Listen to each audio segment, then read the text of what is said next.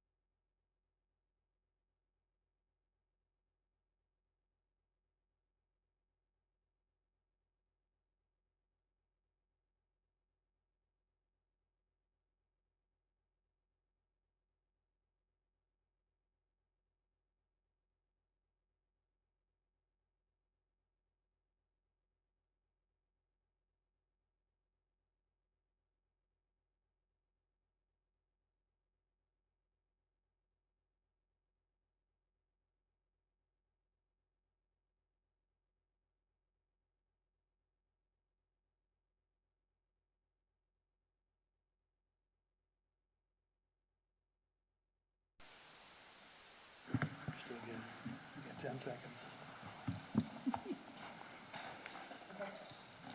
Good. Good evening, everyone. It's Tuesday, November 18th, 2025, 5:15, and we are here for our city council meeting. We'll start with roll call.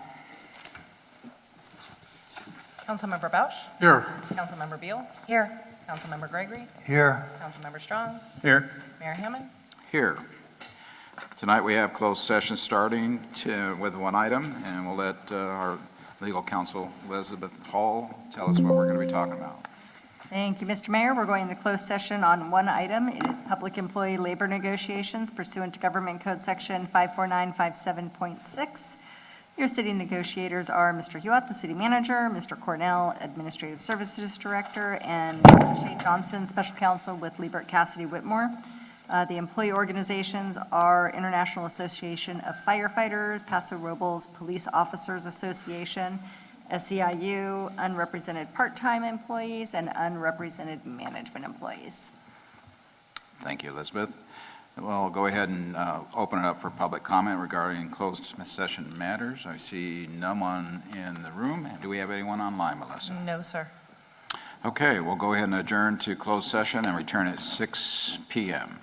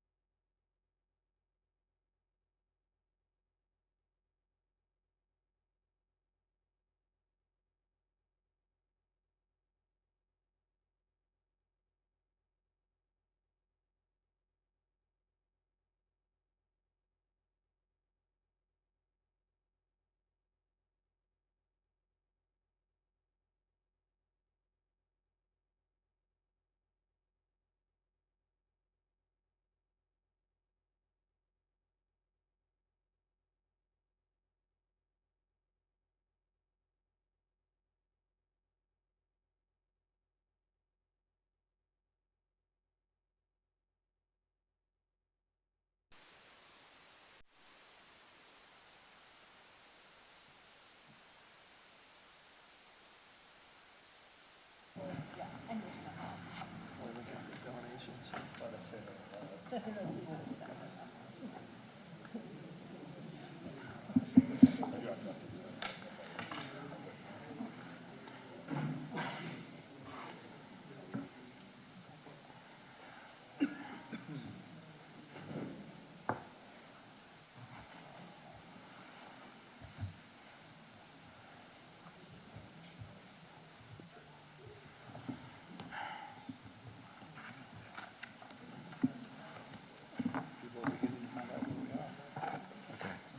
everybody ready to go? Okay.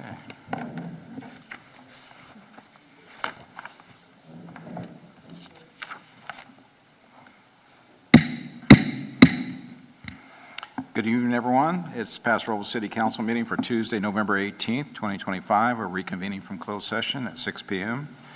We will begin with the Pledge of Allegiance, led by Councilmember Beal.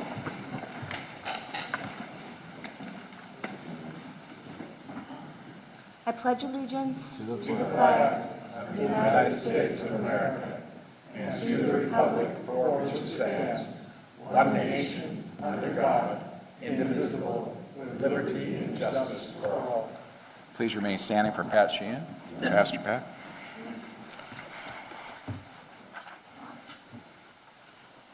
Thank you, Father. Father, we thank you for Mayor Hammond, councilpersons Gregory, Bosch, Strong, and Beal. Please, Lord, fill them with the spirit of wisdom and revelation and the knowledge of Christ for every decision before them tonight. Lord, bless and be with our police and emergency services personnel who bravely serve and protect us all. Give your grace to our city manager and all those who labor for the city of Paso Robles' benefit, who benefits us all. Supply them with all they need to manage and care for the many needs of our city. Lord, we ask your continued blessings upon the city of Paso Robles and its outlying areas. Grant that we might be that city on a hill, a light of truth and civil discourse in these times of strife and division. Lord, as we approach this holiday season, may we find it in our hearts to give thanks for those who labor among us to make Paso Robles what it is today. Lord, give us, the citizens of Paso Robles, a thankful heart and kind words as we celebrate Thanksgiving and the birth of your Son in the coming weeks and months. We ask this in the glorious name of your Son, the Lord Jesus Christ. Amen. Amen. Thank you, Pastor Pat. We'll begin with a roll call. Madam Clerk. Councilmember Bausch? Here. Councilmember Beal? Here. Councilmember Gregory? Here. Councilmember Strong? Here. Mayor Hammond? Here. Staff introduction starting on my right. Melissa Martin, City Clerk, joined by Mary Sponholz, Deputy City Clerk. Warren Frace, Community Development Director. Edith Esperanza, Capital Projects Engineer. Works Operations Manager. Freedom Berman, Public Works Director. Ryan Reynolds, Injury Services Director. Joshua Jimenez, Public Works Manager. Anthony Fortune, Community Services Director. Mr. Level, Utilities Director. Dwayne Brown, Human Services Superintendent. And Jack, Technology Manager.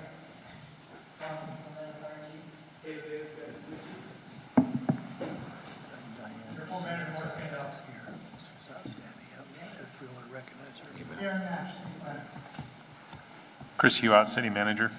Elizabeth Hall, City Attorney. Thank you. I think we also have Diane Zanotti. Are you here from, there you are. Welcome, Diane, from Jimmy Panetta's office. Thank you. Okay, we'll start with a report from closed session. Elizabeth? Thank you, Mr. Mayor. Earlier this evening, the council went into closed session on one item. It was public employee labor negotiations pursuant to Government Code Section 54957.6, and there was no reportable action. Great, thank you. Next on the agenda, we have one presentation, and that will be with Lloyd's Aviation's employees, a action proclamation. So if I can have actually Thomas Mazaleza, Cole Dovanek, Alvin Mendoza and Patrick Meiser. And Ryan Kroll, I thought I saw you. You come on up too, Ryan.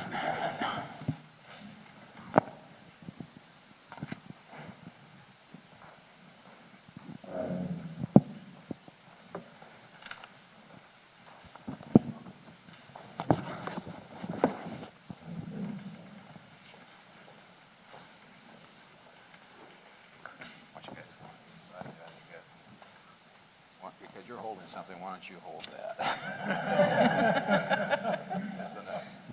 Okay. Well, thanks for being here, guys. The proclamation is honoring Lloyd's Aviation for heroic actions and service to our community. Whereas Lloyd's Aviation, a trusted aviation service provider in our community, has demonstrated a commitment to excellence, safety, and professionalism in serving our pilots, passengers, and the public. And whereas, on night of October 29th, 2025, a pilot was seriously injured in an aircraft accident at the Paso Airport. And whereas, the quick and selfless actions of the staff of Lloyd's Aviation, who immediately responded to the scene, rendered first aid, and coordinated emergency assistance, were instrumental in saving the pilot's life. And whereas, their calm, under pressure teamwork, preparedness exemplify the highest standards of public service and compassion. And whereas, their actions serve as a powerful reminder to the importance of community partnerships, training, and courage in times of crisis. And whereas, the City Council of Paso Robles wishes to recognize and commend Lloyd's Aviation and its staff, specifically Thomas Maleza, Cole Duvenek, Owen Mendoza, Patrick Meiser, and actually the president there, Ryan Kroll, for their outstanding heroism and dedication to human life and safety. Now therefore let it be resolved that I, John Hammond, by virtue of the authority vested in me as mayor and speaking on behalf of the entire city council, do hereby honor Lloyd's Aviation and its exceptional staff for their heroic life-saving actions and their commitment to safety and their continued service to our community. Thank you very much.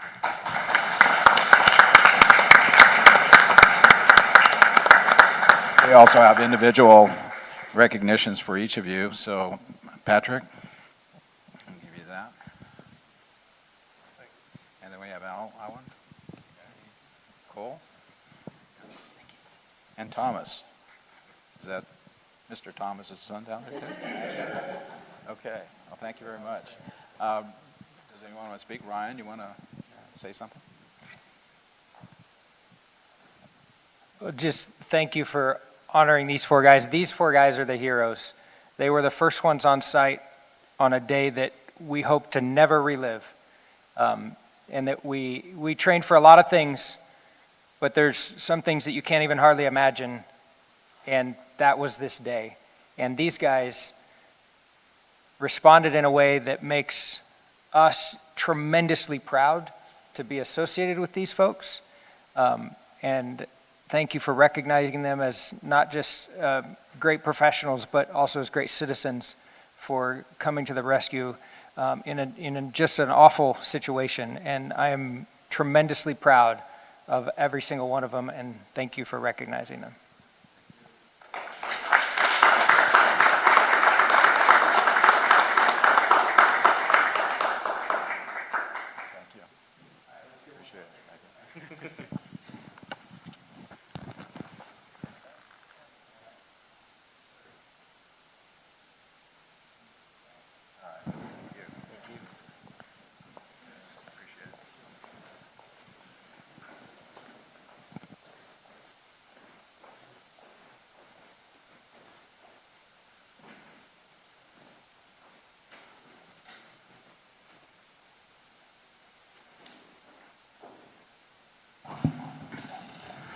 All right, moving on. We have capital projects report. Ditas Esperanza, David Lacaro, and Frida Berman. Ditas, you're up.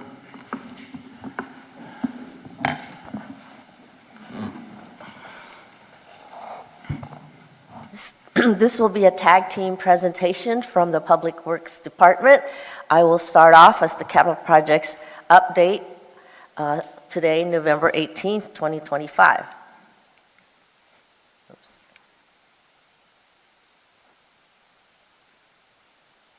How does this work? Okay. So these are projects in progress that I will be giving you a status report.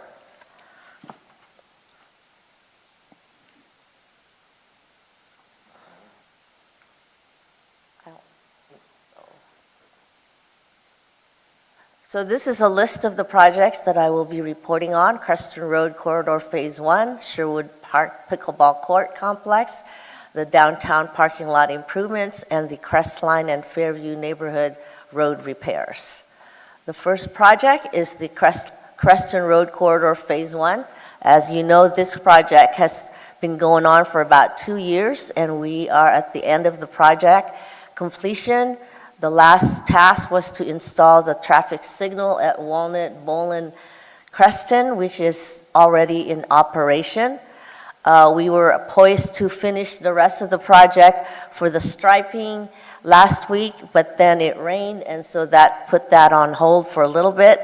So we're waiting for the warm weather to come back, warm weather and dry at the same time, and then we'll finish up the striping, finish up some miscellaneous punch list items, and then we can call this project signed, sealed, and delivered. Next is the Sherwood Park Pickleball Court Complex. We had a big delivery of the restroom that came. I think there was a video that was presented to the community. So it's there now, and then it rained, and so now we have to wait till the area dries out, and then we'll continue the grading, finish the sidewalks, the benches, all the site furniture, the lights, the barbecue grill, and the shade structures. Next is our downtown parking lot rehab. This one is at 12th and Railroad. Fortunately, we were able to finish a lot of the concrete before the rains began. And then we started the next part, which is the installation of the underground of the irrigation system for landscaping. And then, of course, it rained, and so now we have to wait a little longer to have it dry out, finish the irrigation system, and then we will continue with, finish up the concrete. PG&E will need to come back and install and actually erect the street light poles, and then we can do final paving. And then with that is also the parking lot repairs at the Marv's Pizza parking lot. That project will be done in stages to allow us to do a little bit at a time so that access to the businesses won't be too much of an impact. We opened up a little bit of stage 1, which is the one right behind the Grapes and Grain parking lot. And then it rained, and so we're here waiting.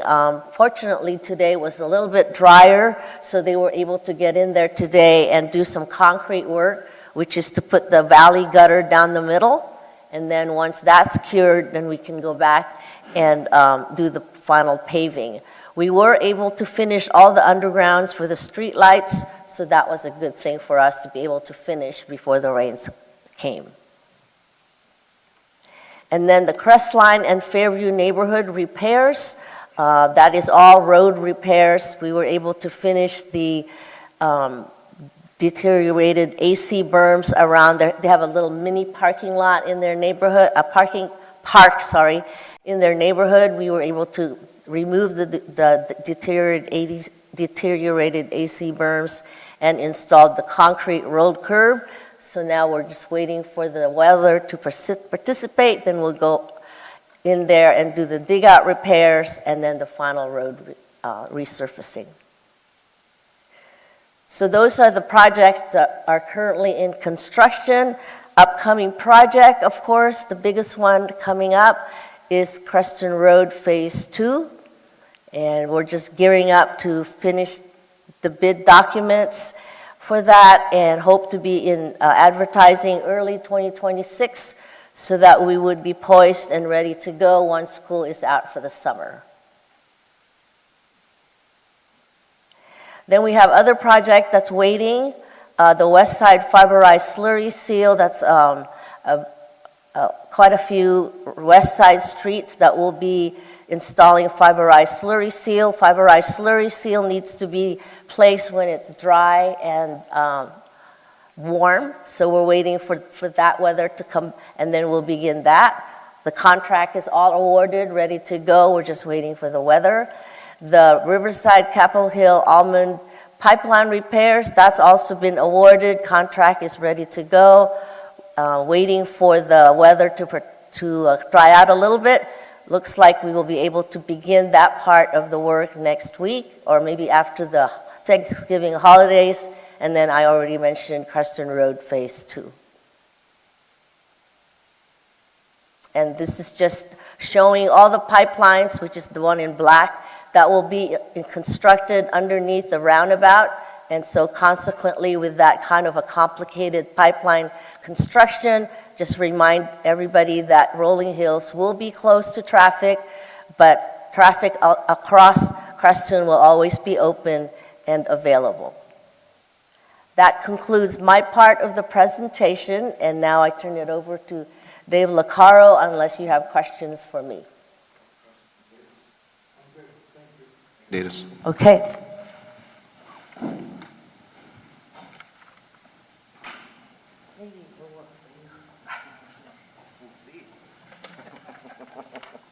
We're going to find out.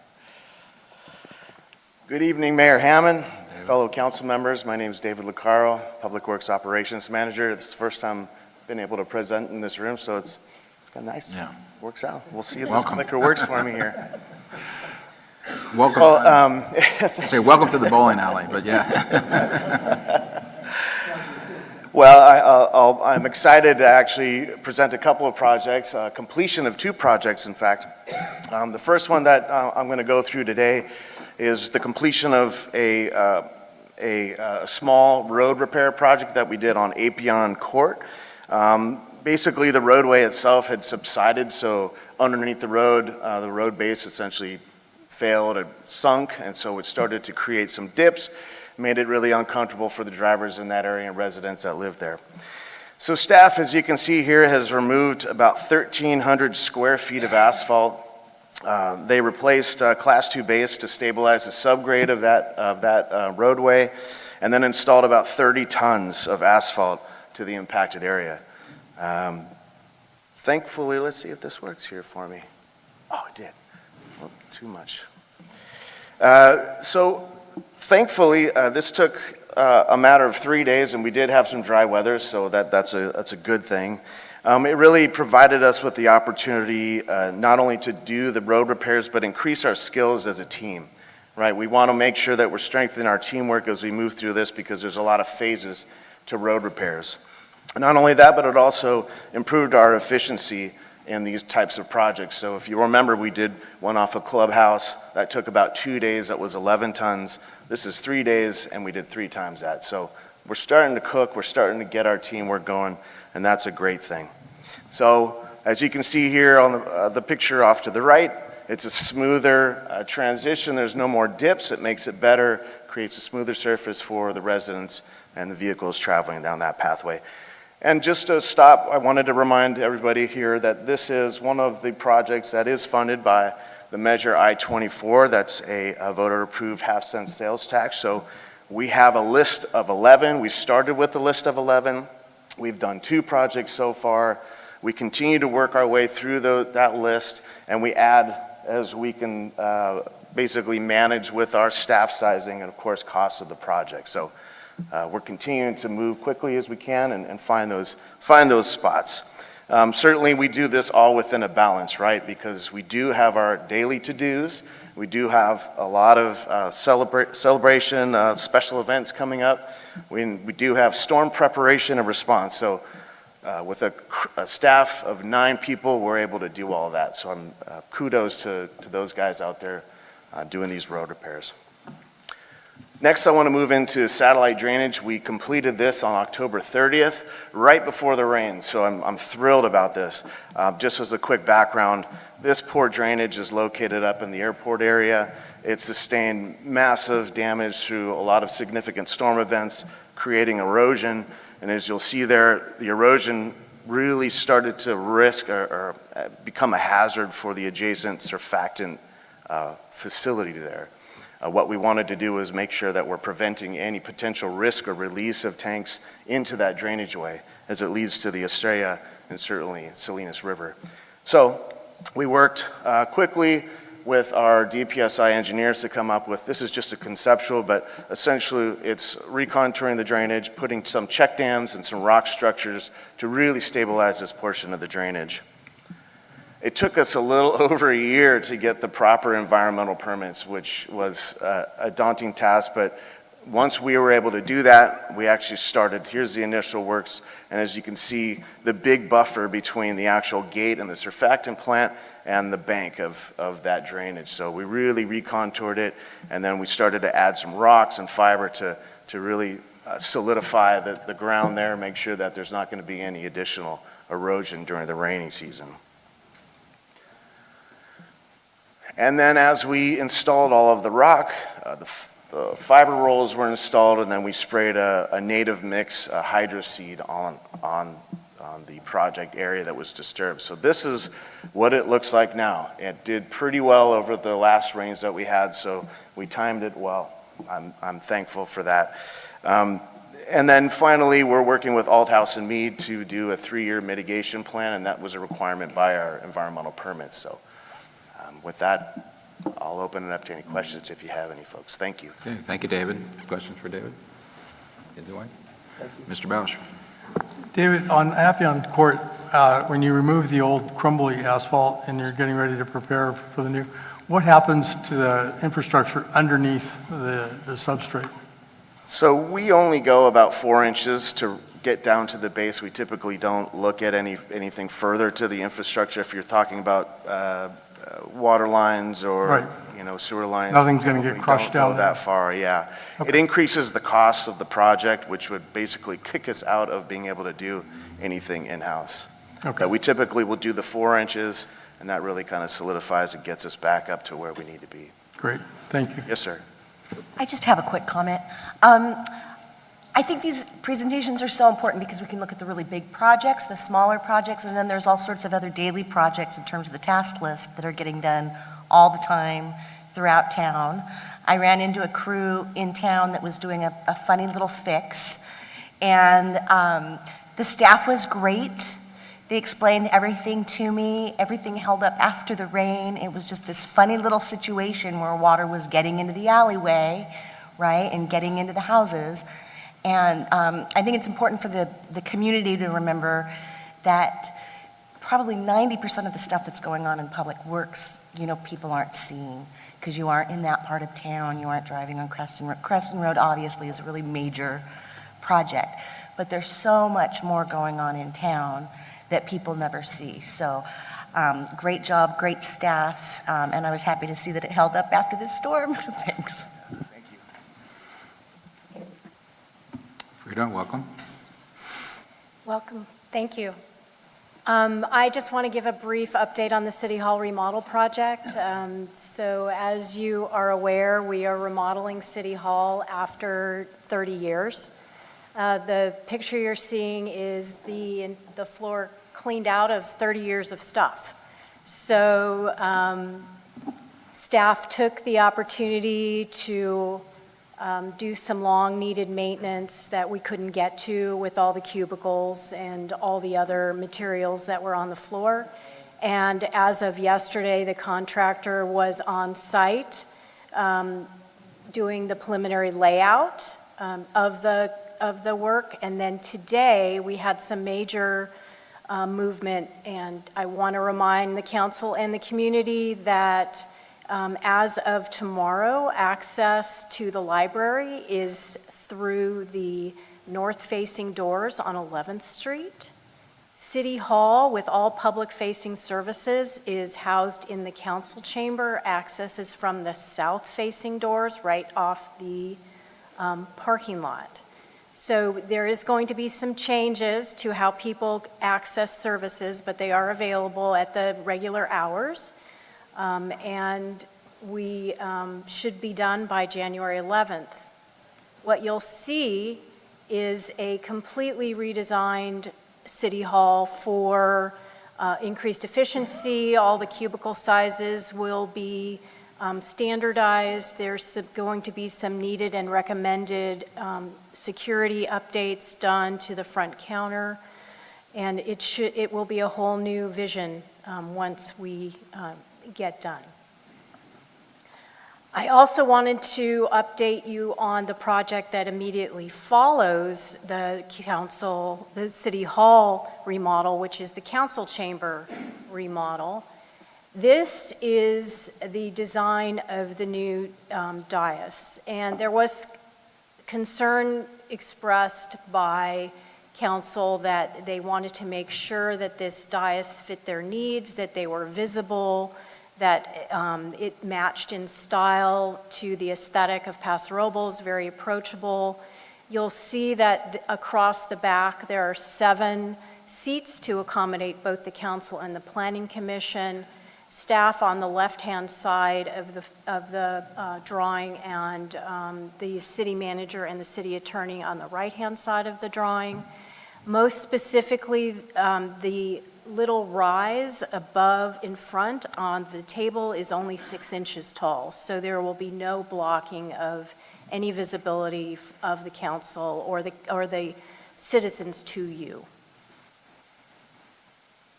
Back up, hang on, question, Yep. since you're there, real quick, back up on it. Yep. Yeah. Are we going to have a radius on our dais? No, that's just it is as depicted in the drawing. I included the radius only to illustrate the finish, which is cherry, to match the existing council Okay, chamber. all right, thank you. And finally, I want to briefly talk about the New Year's Eve and Paso Lights event. As of this Thursday, all the lights will start being installed in the park. So for the community, the park will start going dark on Friday. We have a very successful Paso Lights sponsorship program that we've kicked off, and we are up to $9,000 in sponsorship for this year, which is incredible and very much appreciated. Any amount is welcomed, and there is no minimum, and we appreciate and will recognize everyone that makes a contribution to this event. So the lights are unveiled on the 28th, the day after Thanksgiving, at the traditional Main Street downtown lighting ceremony and caroling event. And then we will have our bonfire and concert on New Year's Eve. New Year's Eve, yeah. Yeah. And so with that, I'd be happy to answer any questions. Okay, thank you, Frida. Questions? Looking forward to it. Yep. All right, thank you. Anyone on the public like to address the questions to the presentation? Dale? Dale Guston, Dee just reminded me about the downtown parking lots. I have a question, when are we going to get the signage changed on all the downtown parking lots? And the other question on improvements in the city, I still am going to complain about Commerce Way being the worst road in town. I'd like to see it fixed. This is Linda George, 3126 Spring Street. The question is simple about the remodel of the chambers. Is the new rise, the new seating system ergonomically correct? And is it ADA accessible? It looks kind of skinny from the photo.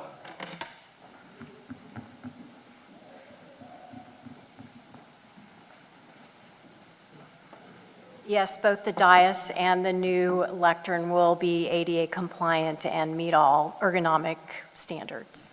Yeah, very good. Anyone else? Anyone online, Melissa? No, sir. Okay, thank you. We'll move on. Next, we have Homeless Services Quarterly Report. Our Homeless Services Manager, Ashley Hernandez.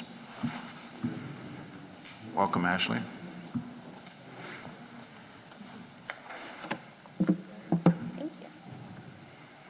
Okay, good evening, Mayor Hammond, council members, and community members.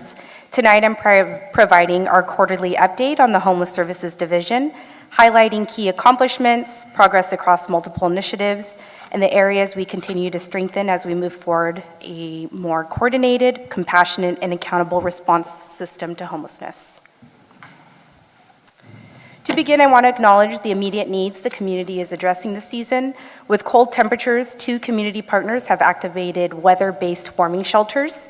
Echo's 10-bed site on Black Oak Drive, funded by the County of SLO, and Paso Cares, a volunteer-run model utilizing rotating churches. Both ensure unsheltered residents have safe overnight protection. Echo's 90-day program and case management continue to be supportive, and you'll see their impact throughout tonight's update.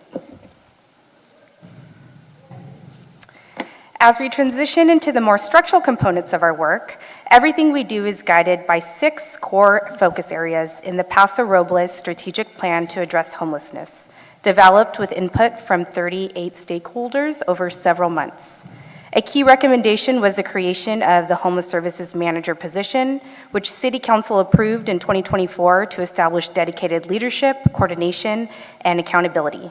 In this role, I have the privilege of overseeing programs and services, strengthening behavioral health and CalAIM connections, coordinate education and outreach, support housing pathways, manage funding and resources, and help align policies and procedures across regional partners. Each initiative you'll hear tonight ties directly back to these 6 focus areas. This quarter has brought several meaningful milestones. First, we've launched the North County Homeless Network, a bi-monthly convening of organizations working in homelessness and prevention. Participation has been strong and collaboration continues to deepen. Second, the Homeless Services Division secured $50,000 from the County of San Luis Obispo to expand trash mitigation in encampment areas, which allows additional disposal sites and increases outreach presence. And third, departments across the city have begun developing an interdepartmental encampment working group, which will align how police, fire, public works, community services, and utilities coordinate response. Building on that first milestone, the North County Homelessness Network is co-developed with the County of SLO. The purpose is to create a structured space where organizations working along the homelessness continuum can connect, share resources, and improve coordination. The broader goal is to improve alignment across systems so individuals can move more effectively from homelessness into housing and long-term stability. To date, we've held 2 meetings, the first at Sunrise Villa Apartments and the second at the Habitat for Humanity's Restore. The next convening is scheduled for January 2026. We now have 61 participants representing 29 organizations or divisions across 7 sectors. The level of diversity helps us build a more complete and responsive regional system. A participant feedback survey identified 3 clear priorities: connecting with others, working on similar issues, improving conditions, coordination between systems, and collaborating on a regional resource plan. These priorities are now guiding how the network evolves. I'm incredibly proud of the diversity of partners involved, from housing providers and health centers to law enforcement and social services and faith-based programs. Paso Robles has always been a community of helpers, and this network really does reflect that spirit.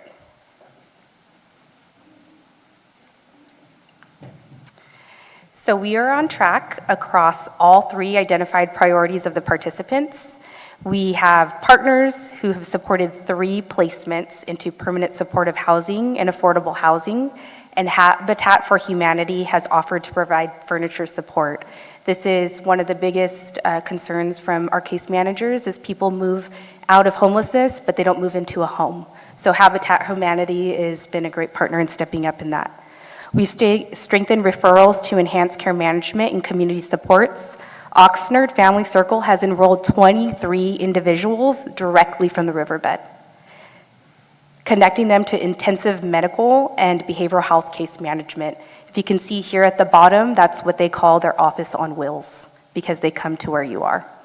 Outreach and transitional housing capacity are growing. 1 individual has already joined Victory Outreach Programming, with 10 new beds coming online December and January. So this network is quickly becoming a centralized hub for resources and coordination across North County, aligning with national best practice. Another major milestone is the Blue Bag program funded by the county. Earthshine has been an exceptional partner in distributing bags, identifying collection points, and coordinating consistent pickups. Engagement has increased significantly because of this steady presence. In the first week alone, nearly 2,000 pounds of trash were removed, far exceeding our initial projections. The area is noticeably cleaner, according to the CAT team, and several North County Homeless Network community partners have stepped up to offer bag distribution, which strengthens both outreach and trust building. Shifting to our internal coordination, interdepartmental encampment coordination began in early April, shortly after I came on board to unify our citywide approach. To build this framework, we brought together all departments whose work touches encampments in some way. This includes community services, the police department's community action team, fire and emergency services, public works, utilities, and community development and the economic development division as needed. Each department contributes its lens from fire risk to infrastructure impacts to behavioral health and outreach to ensure responses are coordinated and trauma-informed. The work is rooted in 3 goals. 1, increase connections to housing and behavioral health. 2, reduce environmental impacts like fire risks and waste accumulation. And 3, protect critical infrastructure and public safety, especially near utilities and high-risk areas. We're moving towards a more structured and collaborative operation model. A cross-department encampment work group now meets quarterly to review field conditions, identify emerging issues, and assign responsibility. A shared data framework is in development that consolidates information from all participating departments. This will strengthen decision-making and allow us to track outcomes more consistently and eventually support a community-facing dashboard. In addition, we hold standing recurring meetings with our community partners listed on the slide, so the Homeless Services Division can continue to serve as a central hub to coordinate actions, share updates, and stay aligned on priorities as we work together. A clear example is the work happening on the Black Oak Corridor. Together with the Economic Development Division and Paso Police Department, we are hosting a business roundtable to better understand impacts and identify shared solutions. Input from businesses will be integrated into future reports. We also have a trash pickup frequency that has increased through the Adopt a Street program with Echo, Earthshine, and Public Works. Local businesses have noted visible improvements. And we are working closely with Caltrans, CHP, Paso PD, and the County Supervisor Pashong's office to address unsafe pedestrian crossings across the 101 near the 101 and Black Oak Corridor. 3 pedestrian collisions have occurred on our freeway since 2021, including one that just happened last month. Over the last 6 months, our contract management structure has developed into a more formalized and consistent framework that strengthens coordination with our service providers and regional partners. First, we have established monthly standing meetings with ECHO. These meetings are structured forum to regularly discuss program operations, service delivery coordination, and community impacts along Black Oak Drive. Second, the city is working closely with ECHO and the County of San Luis Obispo to develop quarterly data reports that reflect aggregate trends. For context, the county administers the Homeless Management Information System, also known as HMIS, which is used to support service coordination across our region. While the city is not an HMIS participating agency, we have been working closely with the county to identify what summary information can be used and shared to support broader planning efforts in alignment with regional strategies. So together, these processes support a more coordinated approach to homelessness and our services we're providing. I also would like everyone to save the date. Looking ahead, the upcoming point in time count is scheduled for Tuesday, January 27th.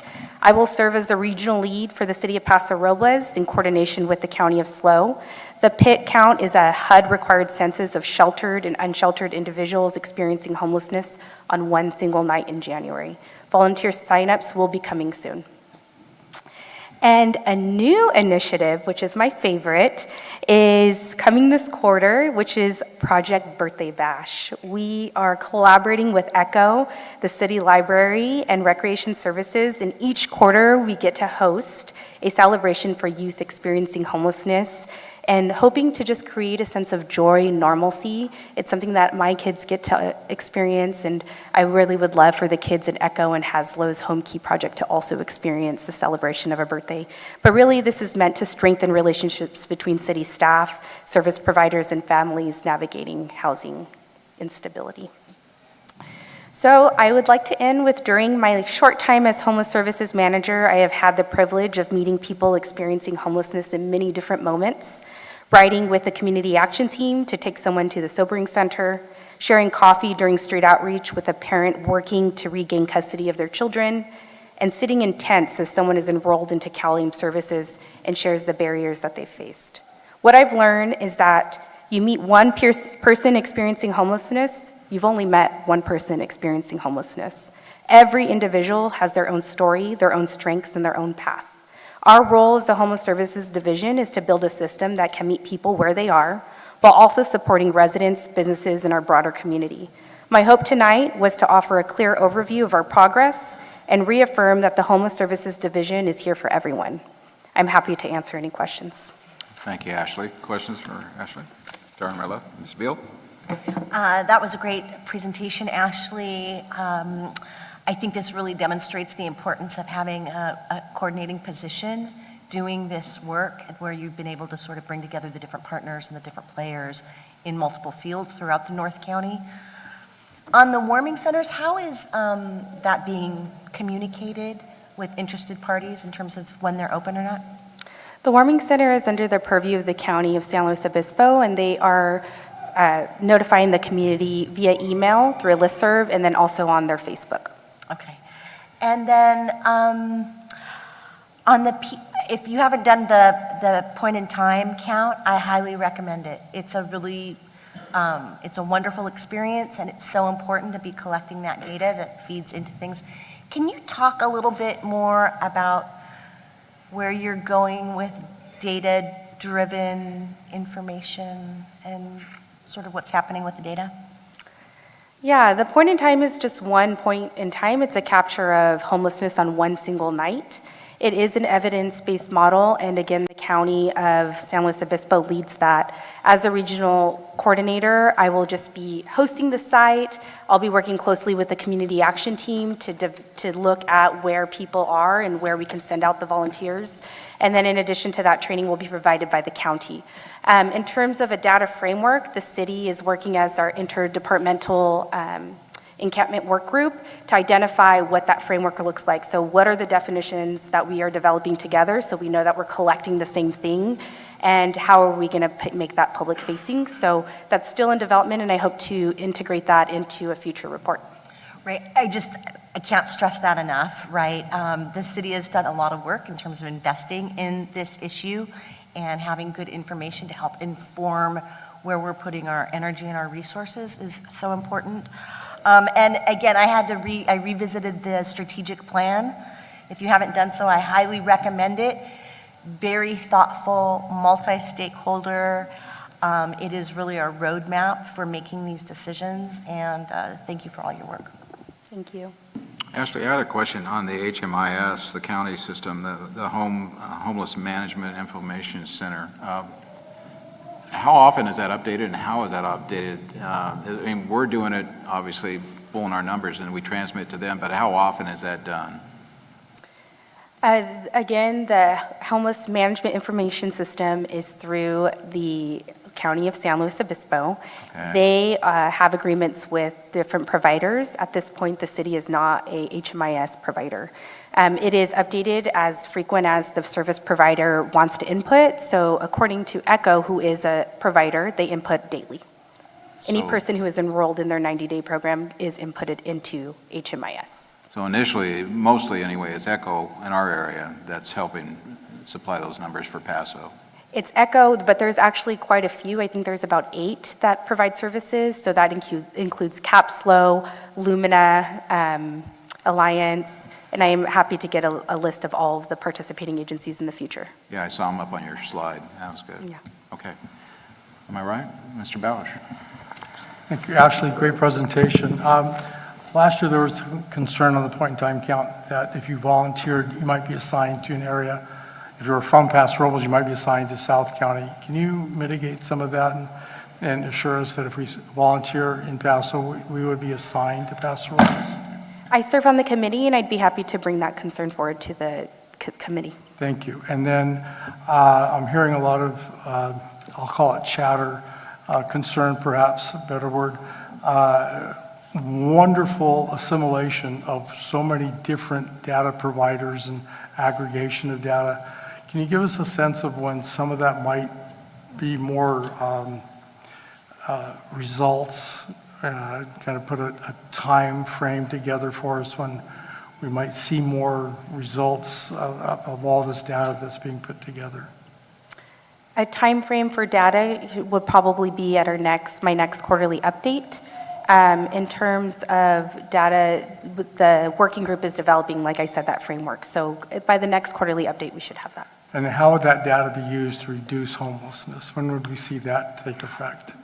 Right now, we're trying to develop what the framework is, and again, the definitions, but we will be monitoring it on a quarterly basis. So as there are trends, I'll be able to report those to the city council and see why those trends are happening, and then have a further discussion that we can bring back to the executive team and the city manager. Great, looking forward to it. Thank you for your work. Okay. Ashley, thank you. Well, hang on. Is there, Fred, are you have any? Okay. Pro Tem Gregory. Nice report, Ashley, thank you. So the HMIS, Ashley, is the HMIS system funded by HUD? Yes. And is there a reason why we don't have access? And I don't want to put you in a difficult spot, but we're supplying the information, ECHO's supplying the information. Why aren't we able to get information from the county? Right now, I am working with the County of San Luis Obispo's Homeless Services Division. I meet monthly with the division manager or division director, Linda Belch, to help really look at what data is available. At this point, we are receiving an aggregate level report and also working closely with ECHO's aggregate level report, which is very similar to the data that they provide at their quarterly updates or biannual updates. It's something that we're working on, though, actively. And the county does realize that Santa Barbara has the same system with the city and the county and Santa Maria. So good luck. We'd like to see that information utilized. Thank you. Okay. Thank you, Ashley. Very well. Well done. Angelica? Yeah. Come on up. I just wanted to provide a little context on data. When we created the strategic plan on homelessness, what we noted almost immediately and the feedback that we received is that there is no one good data source for homelessness. The point-in-time count is flawed. It's one single night in January when it's freezing outside, and it's really about counting people that you see and anyone that is enrolled in a service where they can take account. So what Ashley has been doing is trying to work with our internal department to see what type of data we can collect, but even the HMIS doesn't capture all of the data. The HMIS is only going to capture data for anyone that has been enrolled in a service. Because we're not a partner, because we're not a participant of HMIS, then we don't really get to receive that information. Because we are a funder of ECHO, there are some funding reports that we can receive. So we have been working with the county to try to determine what that will be. But there are definitely some challenges that the county is working through. And we have shared with them information regarding, for example, Santa Barbara's model. Fred, yeah. Yes, question. Do we know what questions and what data we're going to get from the census in January? The point-in-time count? Yeah, 27th census. Yeah, so some of that data includes demographic data. I know that there are questions asking how long someone has been experiencing homelessness, if they are local, if they're not, if they're a veteran, things of that nature, age, gender. Any information that will help us rehab them? Can you repeat that, sir? Well, information that you get, is there any way you can use that information to help rehabilitate those people? I think all of that information is helpful. I think what we've been really trying to work towards is what does homelessness actually look like in Paso Robles? How many people are actually experiencing homelessness? There are people who have been experiencing homelessness for quite some time, some of them that are in the riverbed, but there are a lot of people who are not. There are a lot of families that are experiencing homelessness for the first time. We've been seeing trends with aging populations. All of those things we're trying to better understand. So we should know then how many are there because of economic reasons and how many are there because of possibly addiction reasons? Some of that I don't know if the point-in-time count collects that information regarding addiction. Mr. Bausch actually participated last year. He might know the questions better than I do. I'm trying to find the survey right now. So Councilmember Bausch was a volunteer last year, and he actually walked through the riverbed, I think 3 miles Something like that. actually himself administering the survey. I recommend. Thank you. Okay. And just one last Oh, comment. hang on. We still have Pro Tem Gregory, and then we have Ms. Beal, so. Steve. Ashley, since you're up here anyway, I'll ask you the question. So is there a way to integrate the data from the CAT team into the point-in-time count, especially for finding people? Because it's a very specific evidence-based model, Mhm. what it has to be through that time, that point in time. Oh, I see, okay. But this year, they will be doing a match into HMIS, the Homeless Management Information System. So we'll be able to see what percentage of people are accepting services and how many people are from the region. So a question will be, are you from Paso Robles? Very good, thank you. Ms. Beal. The timing of this is excellent because we have the county HSOC meeting tomorrow. And so I would just encourage staff to make sure that we're all equipped with the information that we need so that we can best advocate for the city and for the North County at the county level. Okay, good. Thank you, Ashley. Thank you, Angelica. We'll open this up to public. Anyone wishing to make comment on this presentation, come forward. Linda George, 3126 Spring Street. I asked for the presentation before the meeting tonight, and I was told it was very high level and needed context, and I essentially been told I wouldn't understand it. I think the way, if I would have read that, I would have understood it either way. I think the transparency is decreasing regarding homelessness, and I think that a presentation isn't harmful for the public to receive prior. I appreciate the presentation, but I didn't hear anything about what we're going to do urgently while it rains, for the riverbed, for shelter. We know by history 10 beds is not enough. I am confused now. I understood that this came from grant money, and now I understand that this is slow. County monies that are putting on this 10-bed warming shelter. Is it advertised? No, not really. I've been sending texts to people, screenshots of Echo's very minimal advertisement. I see the county one, but how many homeless people may have a cell phone, but how are they supposed to look on Facebook to find out if it's open? So I have to go back and look at the presentation, look at the prior Echo MOUs and all that stuff because my frustrations remain the same. We lost almost 10 beds for Echo for what? For a 10-bed warming shelter that is what? At Echo now? It's at Black Oak Drive? So color me confused at what we're doing. It sounds like we're playing with some monies. Or we're not spending our money. But I understand we're going to spend some money on some paid parking. Here is, I have to bring this forward. There are people that are being kicked out of Echo. They are being promised Section 8 vouchers. And when they get to the point of passing the program, they are being kicked out. So I don't know the legitimacy of that, but I have heard that for over a year. That every time the people get to the point where they're going to have some permanent housing, it gets pulled from them.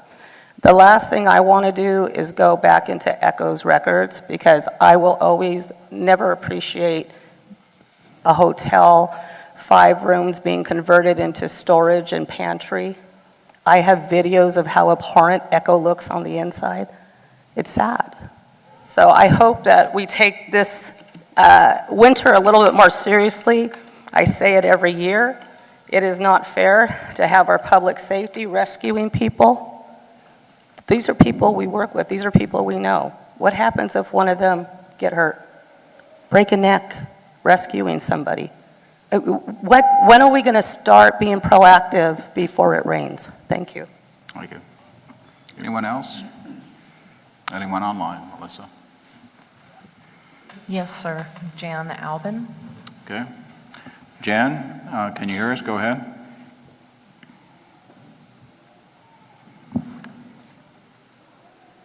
Can you hear me? Yes, ma'am. Go ahead. Thank you. My question is, how often do they do a point-in-time count? And when was the last one? And what was the number that they acquired for the homelessness in Paso Robles? Thank you very much. Thank you. Ashley or Angelica, do you have some numbers for Ms. Albin?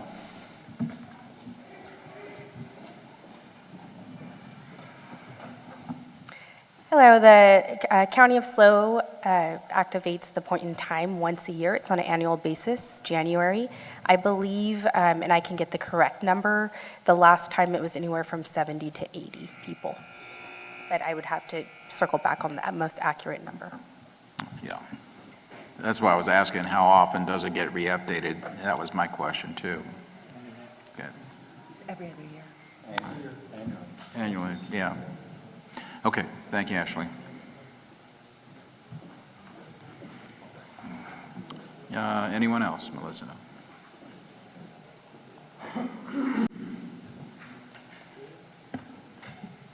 I have another caller that just called in. I'm waiting to see if it's for this item or a different one.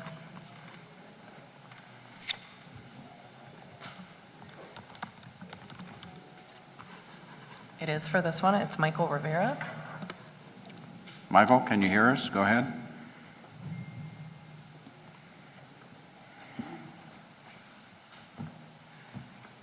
Hello, Michael?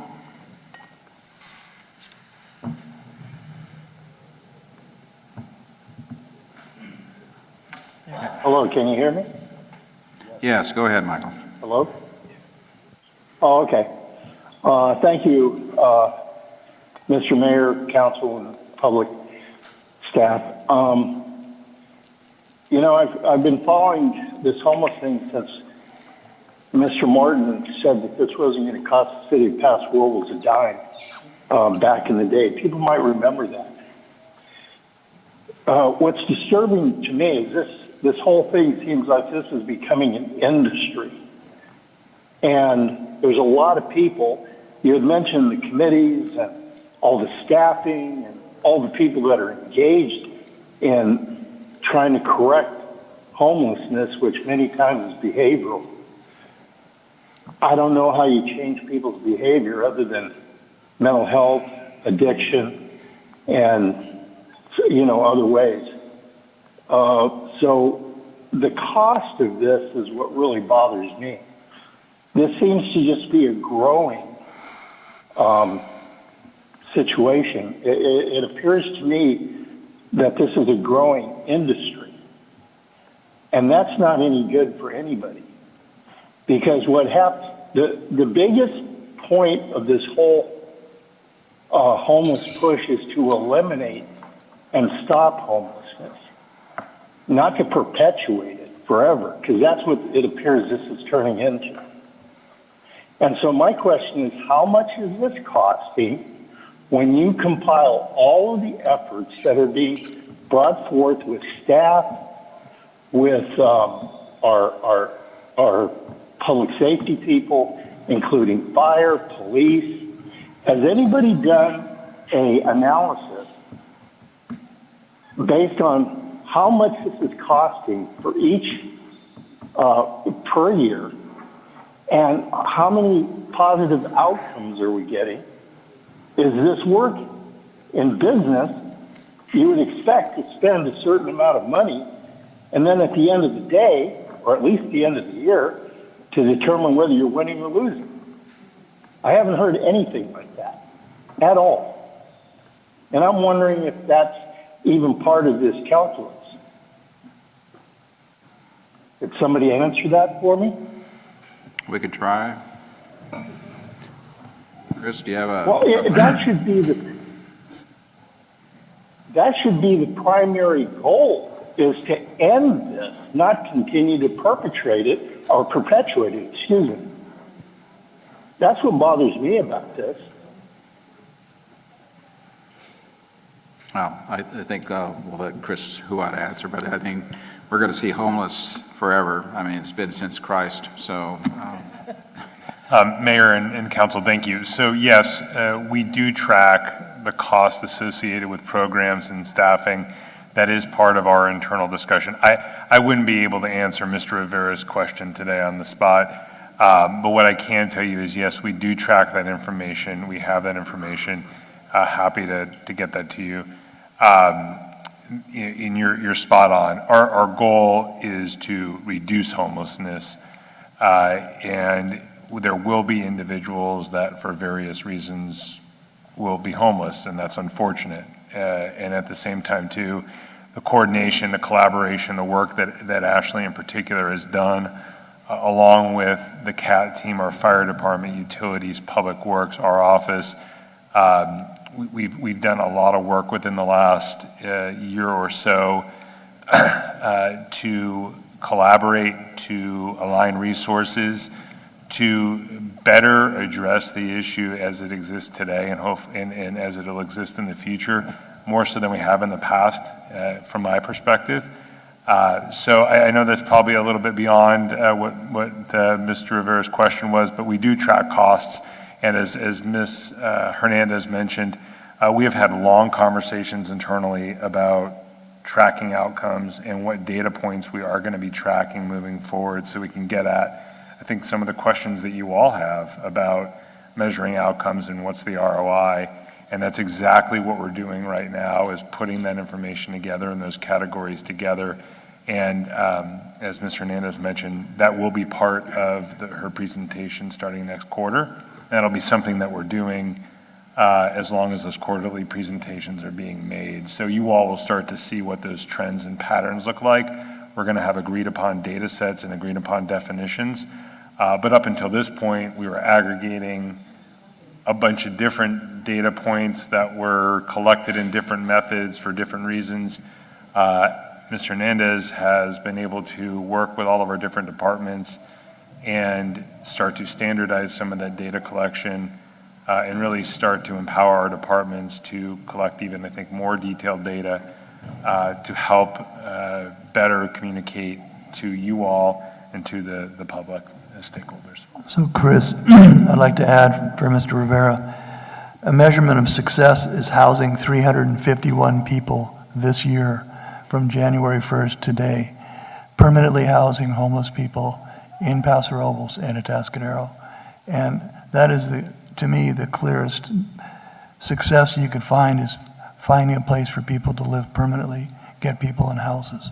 And that's a big number for the number of people that they're working with at the program at ECHO. So. Yeah, I was going to add on to that too. Again, it's been our council's mantra that we're willing to give a hand up and not a handout. And I think partnering with ECHO, where we see direct results and there are rules and regulations to get them into permanent housing, that's where we're seeing the best money spent. And so I think I'm glad that council's direction is to, again, to continue to support ECHO, but nonprofits like that are, I think, a key instead of doing it through the government system.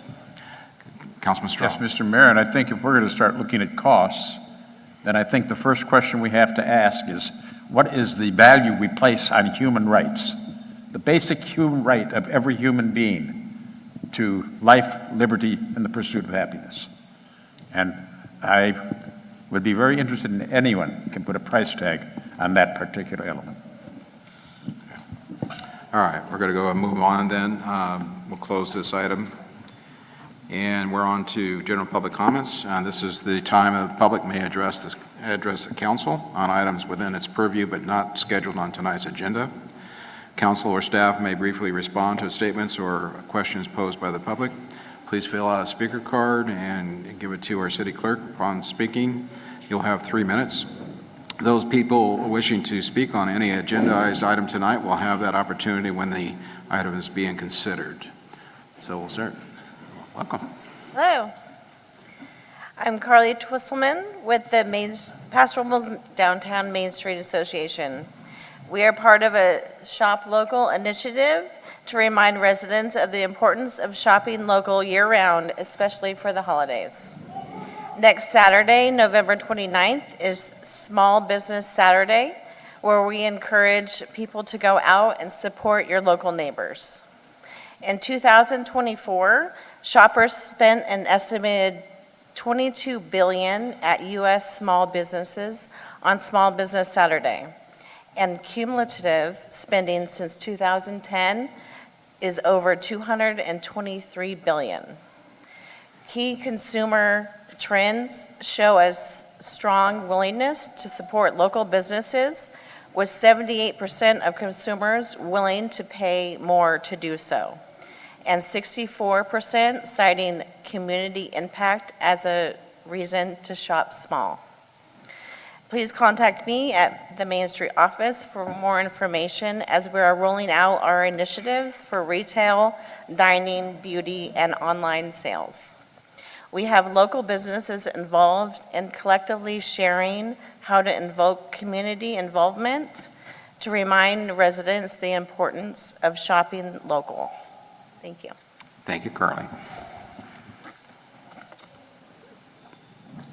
Dale, welcome. Good evening again, Dale Guston. I'm proud to be in the Main Street program and look forward to people coming out for the lighting ceremony. But I'm also involved in Thanksgiving for Paso. And we feed about 2,500 people free on Thanksgiving Day from noon to 2. Anybody that doesn't have a place to go for Thanksgiving, we feed. And we're happy to do it. We do it restaurant style. It's quite a glamorous organization. Everyone is invited. But also, we provide food on that day to Echo. So it's all done with volunteers. There's no paid people in Thanksgiving for Paso. We're proud of that. So we look forward to anybody that wants to come. Please come on out on Thanksgiving Day, noon to 2, at Centennial Park. And I think everybody knows where that is now. That's the same place we're at right tonight. Thank you. Thank you, Dale. Welcome. Hi, Linda George, 3126 Spring Street. I remember for the last few years I would bring you the state updates, but have you guys heard about the corruption going on up at the Capitol? The $1 million in the PP loans that we all cried about during COVID, Gavin Newsom's chief of staff spent that at luxury hotel stays. Also, Attorney General Bonta is going down probably with the Oakland Shangtao, which just reminds me to always remind city councils about ethics and not participating in corruption. What I wanted to say was the food ad hoc committee. That was really awesome. Warren, you guys did a really good job. There were a lot of people that had some straggler questions, but I felt like you guys gave everybody such an opportunity to say what they wanted to say that they should forever hold their peace at this point. And I will say, for the first time, watching Councilor Gregory and Councilor Bausch work together was awesome. There were no personality conflict. It was great. We got through it in 2 meetings. I wanted another one just because they were getting kind of fun. But because it was just nice to see them work together, and I'm just really happy that I got to be a part of that process. And so the other thing is, I just lost my notes. Okay, the public safety results. Chris, are we going to get those back anytime soon? That's my question. And then as far as the homeless, I'm going to say this. I think that everything that was explained tonight is great. I'm not going to put it down, is any progress forward is good progress. I'm just going to say, meanwhile, there are people in the riverbed that are cold, wet, and hungry. So I understand that some of the plans that you guys are moving forward will take some time. I get that. But all I'm going to say is meanwhile. And I have to say this last thing. I went to the Grover Beach council meeting about the 5-story, the buildings they're building over their little concrete jungle in the middle of Paradise. And their city hall is pretty nice. You walk in, it looks like a beach. It's white, it's got blue colors. And I could have swore you were there that night, Mayor Hammond, because when the crowd clapped, the mayor went, "We only do this here." And I thought, this must be, you guys must discuss this at mayor meetings. Anyways, I didn't want to bang on you guys too much, but I am very disappointed in all the homeless stuff right now. I had hoped that with the grants, Oregon grant passing, you guys were talking about a parking space last year. You were talking about cleaning out the riverbed. You guys had a lot of good plans, and we're back to programs and services. Thank you.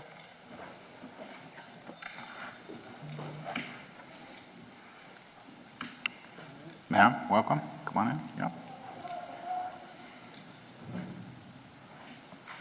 Thank you, Mayor Hammond, council members. I'm Jill Stearns. I'm the superintendent president of Cuesta College, and I'm here this evening to express our deep appreciation for our partnership with Paso Robles High School.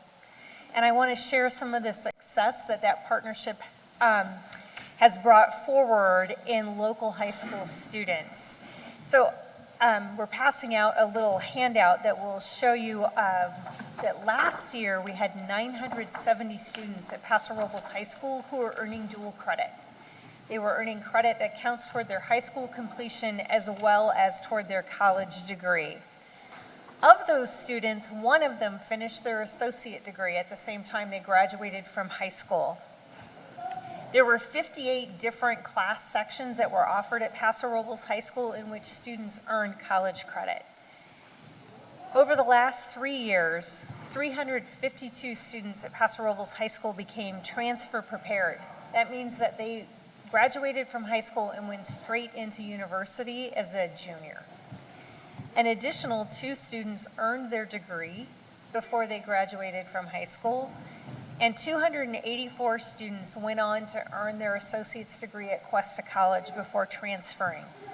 Since 2021, 2,788 Paso Robles High School students have participated in dual enrollment.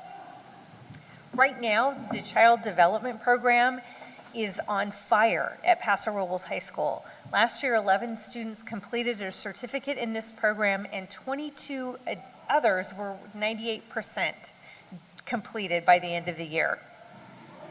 What we know is that dual enrollment makes a huge impact on students and their choice to attend college. 32% is the statewide average of high school students who go on to a community college. Those who have enrolled in dual enrollment attend at a rate of 80%. It gives them a great leg up on entering the career of their choice. So Cuesta has been recognized in California as serving the highest percentage of local high school students, and it's only through our partnerships with our great local schools. We appreciate Paso Robles High School very much. Thank you. Thank you, Jill. Appreciate that. Jill? Hi. Hi. Chris Bausch. I was on school board for about 10 years before seeing the light and coming over here to city council. How many teachers do we have now at the high school that have to be trained in order to be instructors for the dual enrollment program? I don't know the number of teachers at Paso Robles High School because some teach more than one dual enrollment class, so I don't know what the current number is. I'm happy to get that for you. Well, they need to be recognized as well, and Cuesta needs to be recognized for that effort to train them in order to make this program possible. Read an article last night in Wall Street Journal, Ford Motor Company in trying to onshore manufacturing jobs is now up to offering what they call mechanics for assembly lines. Starting wage, $125,000. I found that astounding and they cannot fill these jobs. Over 200,000 jobs going begging. We need not only these kinds of jobs, but we need to reorient our trade sector jobs. We have a wonderful welding program both at Cuesta and at the high school. We have It's in the top 10, welding Correct. and automotive technician. and we absolutely need to reinvest and reorient all the trades. So anything that, I'm not sure what we can do as a city to support that at the high school and at Cuesta, but let's get creative and figure something out and across the industries. Telling the story so that students understand the family sustaining wage they can earn Yes. in those occupations is critical. Thank you for all you do. Really quickly, thank you so much for coming and giving us an update on your programs. I'm not sure if you're aware, but the city revived a committee with the school district and Cuesta, and we've been meeting quarterly and just been talking about different issues where we can partner, shared interests, shared resources. I was just at Cuesta, I guess, a week ago, and we are very fortunate to have the North County campus here, and I just wanted you to know about the committee that we've got going. So we're all talking. Dean Ruiz made sure I knew. Oh, good. Thank you, but thank you for giving us an update. Yes, have a great evening. Thank you, ma'am. Anyone else? Welcome. Hello, Council, and Mayor Hammond. My name is Mike Camp. I live at 1221 Vine Street here in Paso. I am the founder and executive director of Earthshine, a local nonprofit that hosts community cleanup events across the Central Coast. I wanted to take some time today to thank the City of Paso Robles and several staff members who have helped our organization reach its 10th year of service. I wanted to recognize David Licaro today, and Ashley Hernandez, and Kim Porter, who's not here. We have some certificates today to present to them. I was going to bring them up here, but I don't want to embarrass them. Okay, thank you. Back in 2017, just a year after the creation of Earthshine, David Licaro and Michael Hendry called me in for a meeting at City Hall. They had noticed that I had been picking up a very large percentage of the litter collected via the city's Adopt a Street program, and they wanted to know more about me, about Earthshine, and about our future. I told them that I was passionate about helping communities look their best, that Earthshine was the vehicle for this passion, and that we were only 1 month away from receiving our 501c3 status. They encouraged me to continue on that path and stated that the city would love to be part of our future. Rather than just giving me an attaboy or offering a small sponsorship for the work we were doing, they saw an opportunity to help grow an organization and strengthen it to handle the problem of litter that we all see throughout our travels. We proposed a monthly cleanup at the Riverwalk, and David Licaro and city staff approved our proposal. Those cleanups have helped us keep 60,000 pounds of litter out of the Salinas River and out of Monterey Bay, where the Salinas joins the Pacific Ocean. And when Michael Hendry, who used to coordinate the Adopt a Street program, announced his retirement, we requested an opportunity to submit a proposal to coordinate the program, which city staff once again accepted. Under the leadership of Kim Porter, who took over the stormwater manager role when David was promoted to operations manager for streets and stormwater, we have nearly doubled the amount of litter being collected through the program and tripled the number of pickups being conducted. We are always at 95 to 100% adoption, and the program is thriving more than ever. Finally, and this is our latest partnership with the City of Paso Robles, thanks to the leadership of Ashley Hernandez, Homeless Services Manager, we have begun a program with the city through the County of San Luis Obispo that offers weekly trash service to the population of unhoused individuals in the city, particularly on the north end of town. We have seen residents taking advantage of, you guys saw the dumpster we have, the roll-off today. We have seen residents taking advantage of this service both by filling up bags that we have distributed to them, as well as by making use of the roll-off container that we provide to clean up their own camps as well as those of their neighbors. It's a collaboration that we hope gives dignity to these individuals and an active role in the stewardship of the river and surrounding areas. Through these partnerships with the city, the Riverwalk cleanups, the Adopt a Street program, and the Blue Bag program, we are proud to announce that we have hired our first part-time employee. The support this has given Earthshine as we... You continue, go ahead. Okay, thank you. The support this has given Earthshine as we work to continue to build this organization has been immeasurable.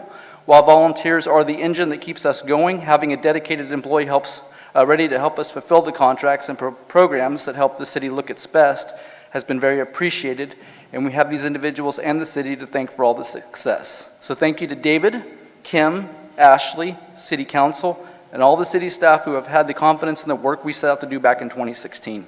Your support has helped us pick up over 185,000 pounds of litter since our inception, 100,000 pounds of that from right here in Paso Robles city streets, creeks, rivers, highways, and open spaces. Would Earthshine like to go ahead and do a public presentation to David and Yes. the other staff? Come on up, guys. Yeah, David, Ashley, I think, yeah. This guy. You bet. That's great. The certificate says here, this is for David here, certificate of appreciation from Earthshine. It says, the certificate is proudly presented to David Lucaro for the instrumental role you have played in supporting the work Earthshine is doing to help the city of Paso Robles and the Central Coast shine. Thank you, sir. Thanks very much. And Ashley Hernandez, our latest collaborator. The same for you. Very good.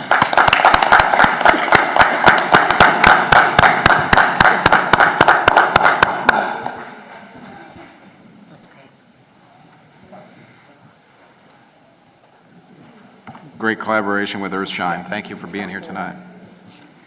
Absolutely. Okay, we're at this point, anyone online for general public comment? Yes, Michael Rivera. Okay. Michael, can you hear us? Go ahead.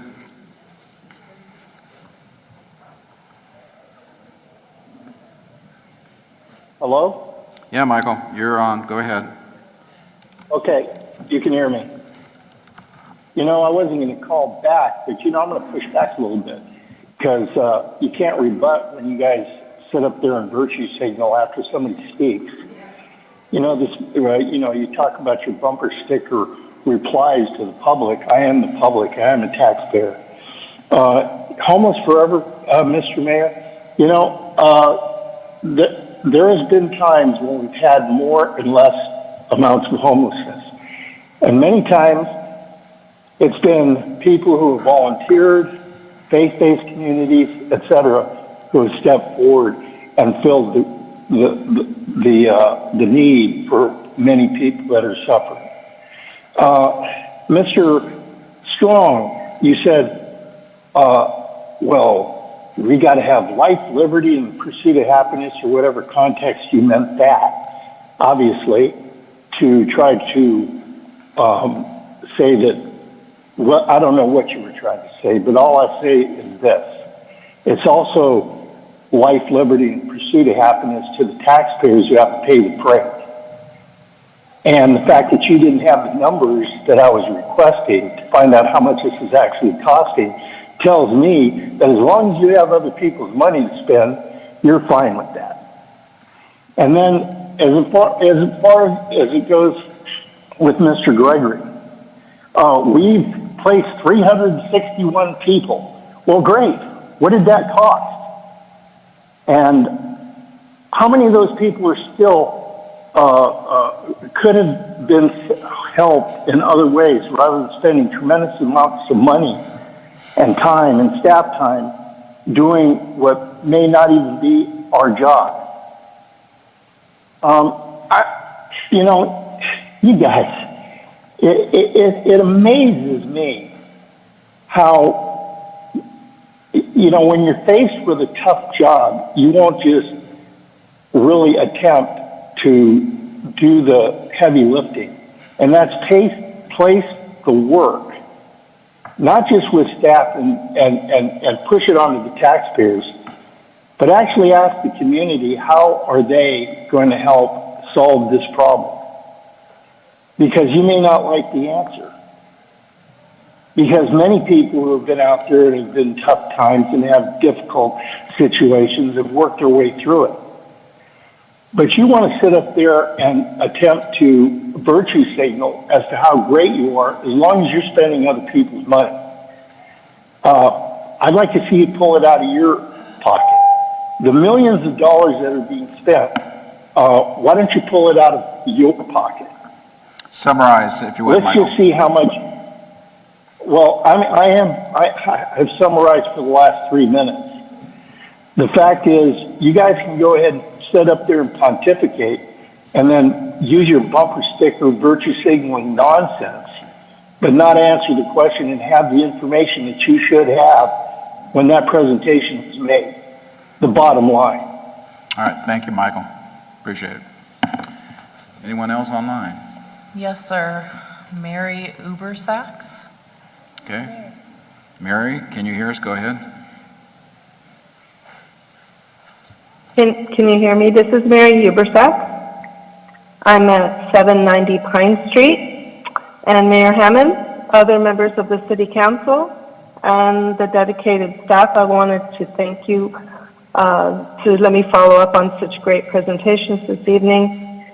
But I'm calling to discuss the calendar item of Small Business Saturday, and as the champion for the downtown Paso Robles and Main Street Small Business Saturday campaign, I'd like to inform the City Council that we are again joining communities nationwide to celebrate Small Business Saturday. And through this call, I'd like to invite every resident and visitor to intentionally shop small and support our unique, dedicated merchants, particularly those in the heart of our beautiful downtown corridor. I'd like to also remind people that this is the day that we spotlight our entrepreneurs who invest energy, their savings, and their vision right here in Paso, like my shop, Earth Tones, that has been there for 20 years now. These are the neighbors who run our coffee shop, the boutiques, the galleries, and our tasting rooms that give the city this award-winning character. We don't do it alone. We have the sectors, the three leaderships of the community, the small businesses, and the city staff and leadership. When we come together, we're a vital ecosystem, and I think that Small Business Saturday is a reflection of that. We come together following our Thanksgiving holiday, and on the 29th, this Saturday following Thanksgiving, we'll be able to showcase all of that goodwill working together. And I want to remind people, small businesses help to keep dollars spent in our downtown that circulate there, local jobs are enhanced there, and it reinforces the quality of life that we all enjoy. It fuels our economy, and it gives us a responsive and adequate support for our continued education and our non-governmental infrastructure as well. I really want to highlight and thank the city staff and leadership for keeping aware of our lights and our safety and our roadways and our potholes and our decorations, because all of that environment helps our economic development. I want to highlight also the community who shows up on our businesses, especially on the Small Business Saturday after Cyber Friday and all those things, and just come downtown and really enjoy what we've pulled together as businesses for Small Business Saturday. To the council and staff, thank you for continuing to support Small Business Saturday, and I hope it leads to an enduring long-term goals for our city. So thank you for your time, and once again, shop small, love local, and we look forward to a successful Small Business Saturday on November 29th. Thank you, Mary. Anyone Thank you very much. No, sir. Okay. Go ahead and then close public comment, and then we'll move on to the next item, agenda items to be deferred. Mr. Huat, do we have anything? Mayor, no items for deferral this evening. Very good. Next, we have the overview of items on consent calendar. Mr. Huat, would you explain that, what we have on 1 through 7 looks like? Yes, Mayor, thank you. We have 7 items on the consent calendar, and the first is the approval of the minutes from the November 4th, 2025 City Council meeting. Item number 2 is the receipt of the warrant register. Since our over the last check run, the city has issued $2.6 million worth of payments. I'll cover those that exceed more than $100,000, and there were 3 of them. The first was a payment to Granite Construction Company. This was for the Creston Road Phase 1 work that Ms. Esperanza talked about earlier Funding came out of the capital fund in the amount of $1,046,372.10. The next payment was made to San Luis Obispo County. This is for the City of Paso Robles portion of the animal shelter and supporting animal control services in the amount of $115,948.26. And then the third and final item this evening is a payment to First American Title Company. This is related to title and escrow fees associated with the acquisition of certain properties for the Aerotech Way in the airport area in the amount of $201,839. Jumping back over to the consent calendar, item number 3 is an approval of resolution declaring certain real property located 19110 Riverside Avenue within the city as non-exempt surplus land, and this is pursuant to state government code, also known as the Surplus Land Act. Item number 4 is the approval of an award of a contract. This is for a logo and branding work related to the municipal airport. This work was recommended as part of the work that consultants did about a year and a half ago, making certain recommendations for the airport, and a logo and branding was one of them, so this is that item. Item number 3 is the approval of an oak tree removal. This is within Turtle Creek Park, a city-owned park. Item number 6 is the authorization of an application to the Sustainable Transportation Planning Grant Program. This grant that we're seeking would update the bicycle and pedestrian master plan that was last approved in 2018, so it's getting a little long in the tooth. And this grant program would help pay for that update. It would also look at advancing some work that I believe is already identified in our bicycle and pedestrian master plan, which is the 13th Street corridor area, making that a little more safe for bicyclists. And then finally, on item number 6, the resolution that you're considering is a requirement to apply for the grant, and that's why we're doing it. Item number 7 is the approval of a professional services agreement amendment with Oasis Associates. This is related to the Hunter Ranch Golf Course project that is in the planning and entitlement phase right now. And so this work helps supplement staff work in reviewing and organizing the work that the entitlement process entails. And this is reimbursed by the developer. With that, Mayor, we'll be happy to answer any questions. Very good. Thank you, Chris. Items on the consent calendar are considered routine and do not normally require separate discussion. However, any member of the council or the public that have specific questions or clarification on the item, we can address that before the vote is taken tonight. If a full discussion is desired by a member of the council or the public, that item will be removed from the consent calendar and be considered separately and moved to the end of the discussion item agenda tonight. I will now ask the council if they have any questions first, and then we'll go to the public. Councilman Bausch. Thank you. I have a couple of questions. Item number 3, we received a letter from the event center from Colleen. Was that incorporated into the remarks? So what's before you tonight is just to approve for us to put it out for the time period required under the statute. So we'll accept their letter as someone who's expressed an interest, and then they'll be involved in the process as we move forward. So I noticed in the report, the agenda report, this was the request that was sent to the state was only specific to Pioneer Museum. What if a state entity wanted to purchase the property?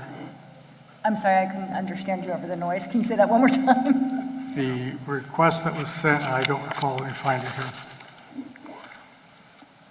So the request that was sent to the California Department of Housing and Community Development was specific to the prospective buyer, Pioneer Museum Foundation.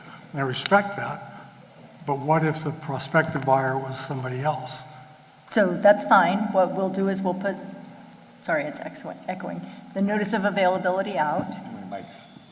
And then we'll talk with Pioneer Pioneer Park Museum people, we'll talk with whoever else submits, including the State Fair. If in our conversations with them, it becomes clear that an exemption may apply, then we can talk to HCD about that during the 60 days.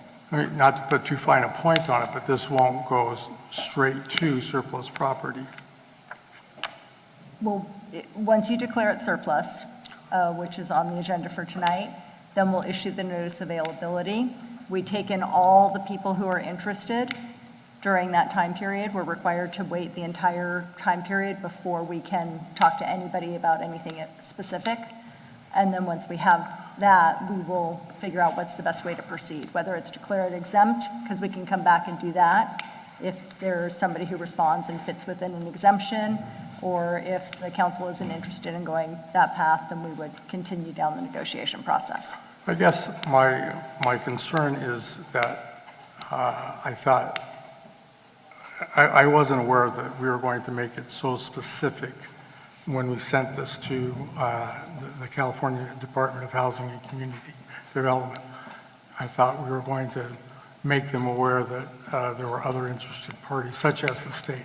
My understanding was that this could have been, had that been presented to HCD, the event center as a state entity could have qualified for that exemption. They may have qualified for a different But exemption. it wasn't presented to HCD as that, so I'm taken aback that it wasn't presented that way. We had not received formal notification from them that they were interested prior to the publishing of the agenda. And so the way the process works under the SLA is that we put out the notice of availability, we take in information. If someone qualifies for an exemption, then we can raise that with HCD at the time. What would have qualified as formal notification? Well, I think the letter that we got, I don't know, yesterday or the day before, I'm not sure what day it came in. So really, tonight, what this is all about is just to declare the property as non-exempt and that we're going to move forward to make it available. That's all this is.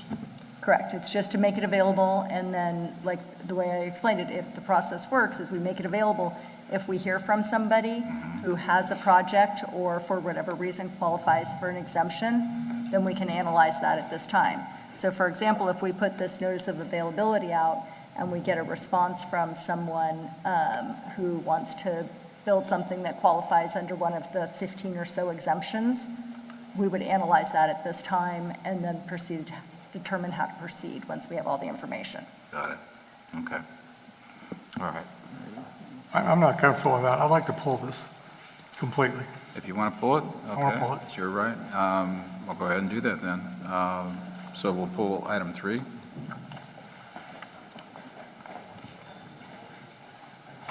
And anybody else have any questions on anything? I do. I have a question on item 4. I'd like to maybe pull or table or see if we can't bring this back at a further date. And I'm not sure if we can do that by myself or if other people have to weigh in on that. This is the award of the contract for logo design for the airport.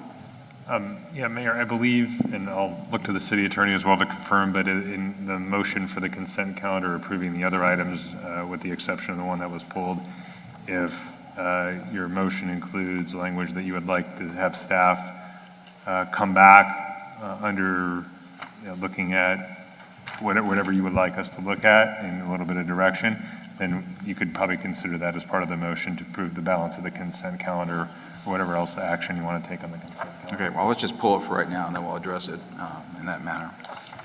I just have a quick clarification on question on item 5. Go ahead, Chris.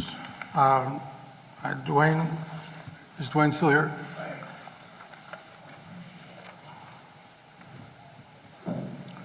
Do we know where the replacement trees will be placed? Yes, sir. It's on, yeah. Most likely we will pick locations within Turtle Creek Park. Good.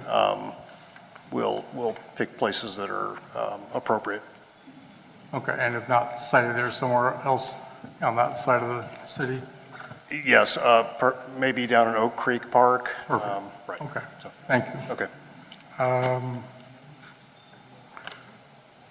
And then I have a question for Warren on 7. Okay. Thank you, Dwayne. Thank you, Dwayne.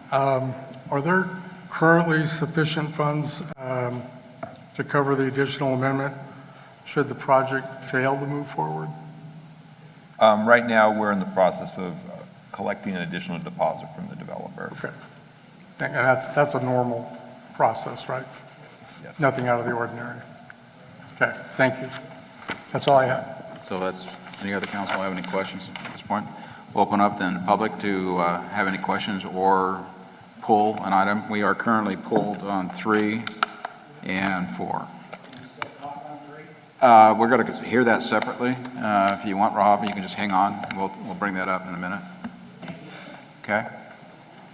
Okay. We'll go ahead and then open it up to council for discussion and or action. Mayor Hammond, Pro Tem Gregory. I move that we approve items 1, 2, 5, 6, and 7 on the consent agenda. Second?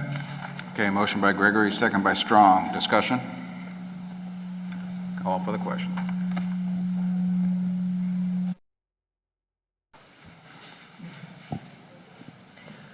Councilmember Gregory? Aye. Councilmember Strong? Aye. Councilmember Bausch? Aye. Councilmember Beal? Aye. Mayor Hammond? Motion passes unanimously. Okay, we'll go ahead and move on then to public hearings. I'll open the public hearings, and tonight we have one item, 2026 Community Development Block Grant Program and the Draft Annual Action Plan. Darren Nash, you have that item? Yes, Mr. Mayor, members of the council, as you mentioned, this is the 2026 CDBG Draft Action Plan.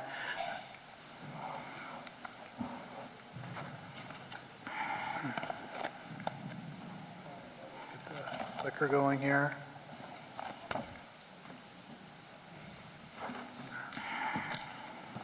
We need training on the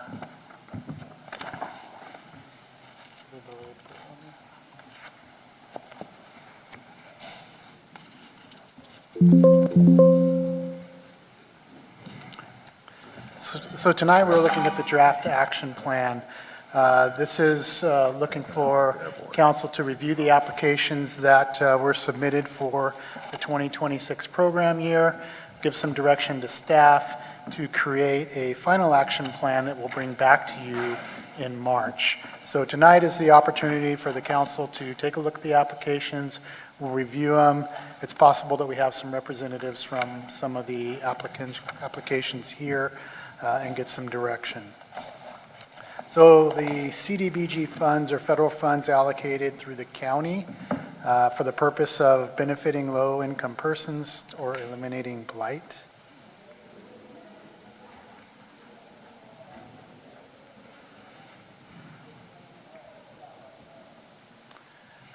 We're looking tonight for council to help prioritize the allocations. The first category is the public improvement project.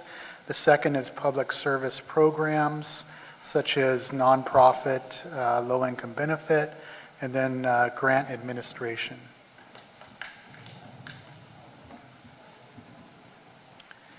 It's anticipated that the city would receive approximately $259,000 for the 2026 program year.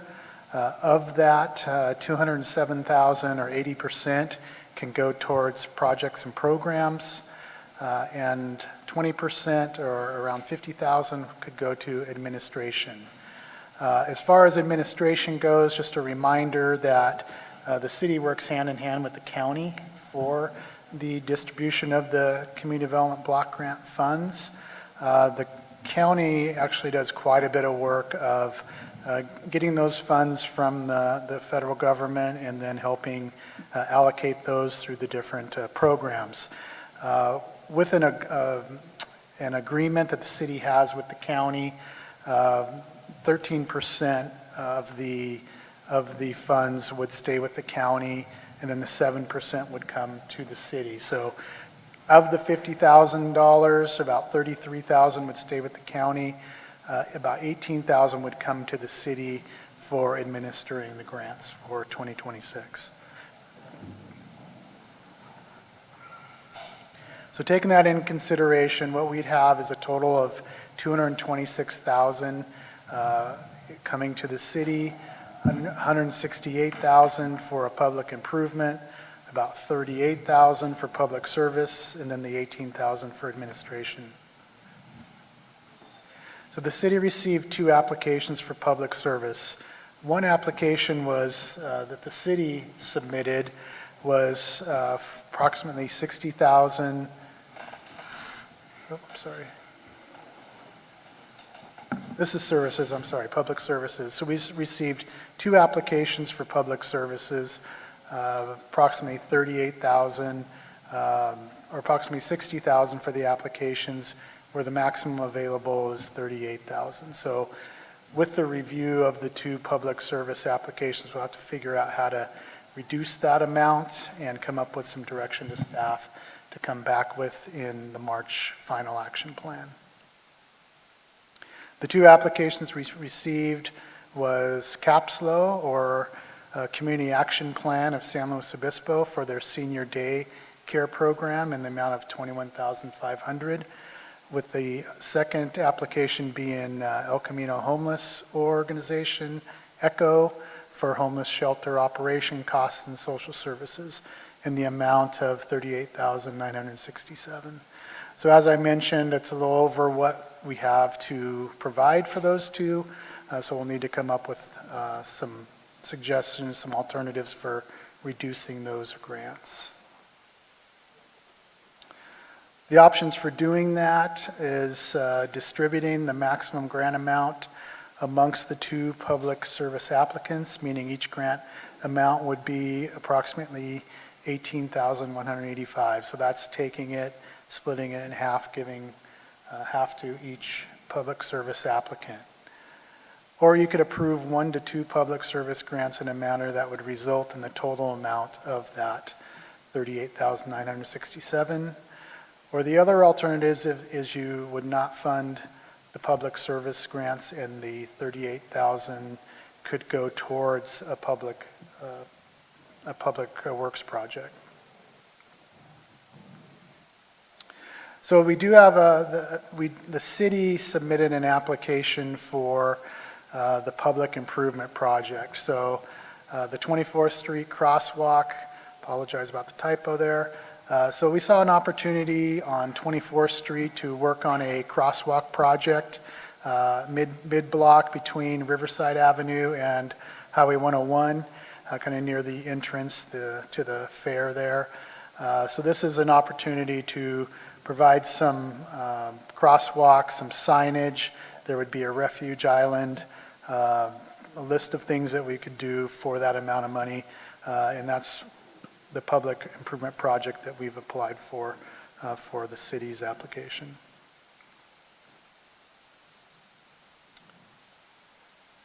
We did have another, the other application we got was for CAPSLO, and it's the number 2 up in that first table, for a home repair program. So they submitted an application. This is separate from the CAPSLO request for the public service. This is what they call a home repair program in the amount requested of $48,750. So they have a program where they take these funds and they go out to different homes that need help with repairs to do different $8,000 to $10,000 amount projects. Some of the examples they gave was for like roof repairs or water damage repairs, things that they've done in other parts of the county. They did specifically apply to the city, and they followed up with a letter after their application indicating how they would use this amount of money in the city of Paso Robles. So hopefully there's someone here who can answer more questions on that program, since it's something that This is the first time I'm aware of them applying to the city. But those funds, that 48,000, that would come from that 168,000 available for the public improvement project. So that would compete with the funds that we're requesting to use for the crosswalk on 24th Street. Council has the ability to approve both of them of some sort, reduce the amount for the crosswalk project, or choose one or the other. So that's something that we're asking for direction for.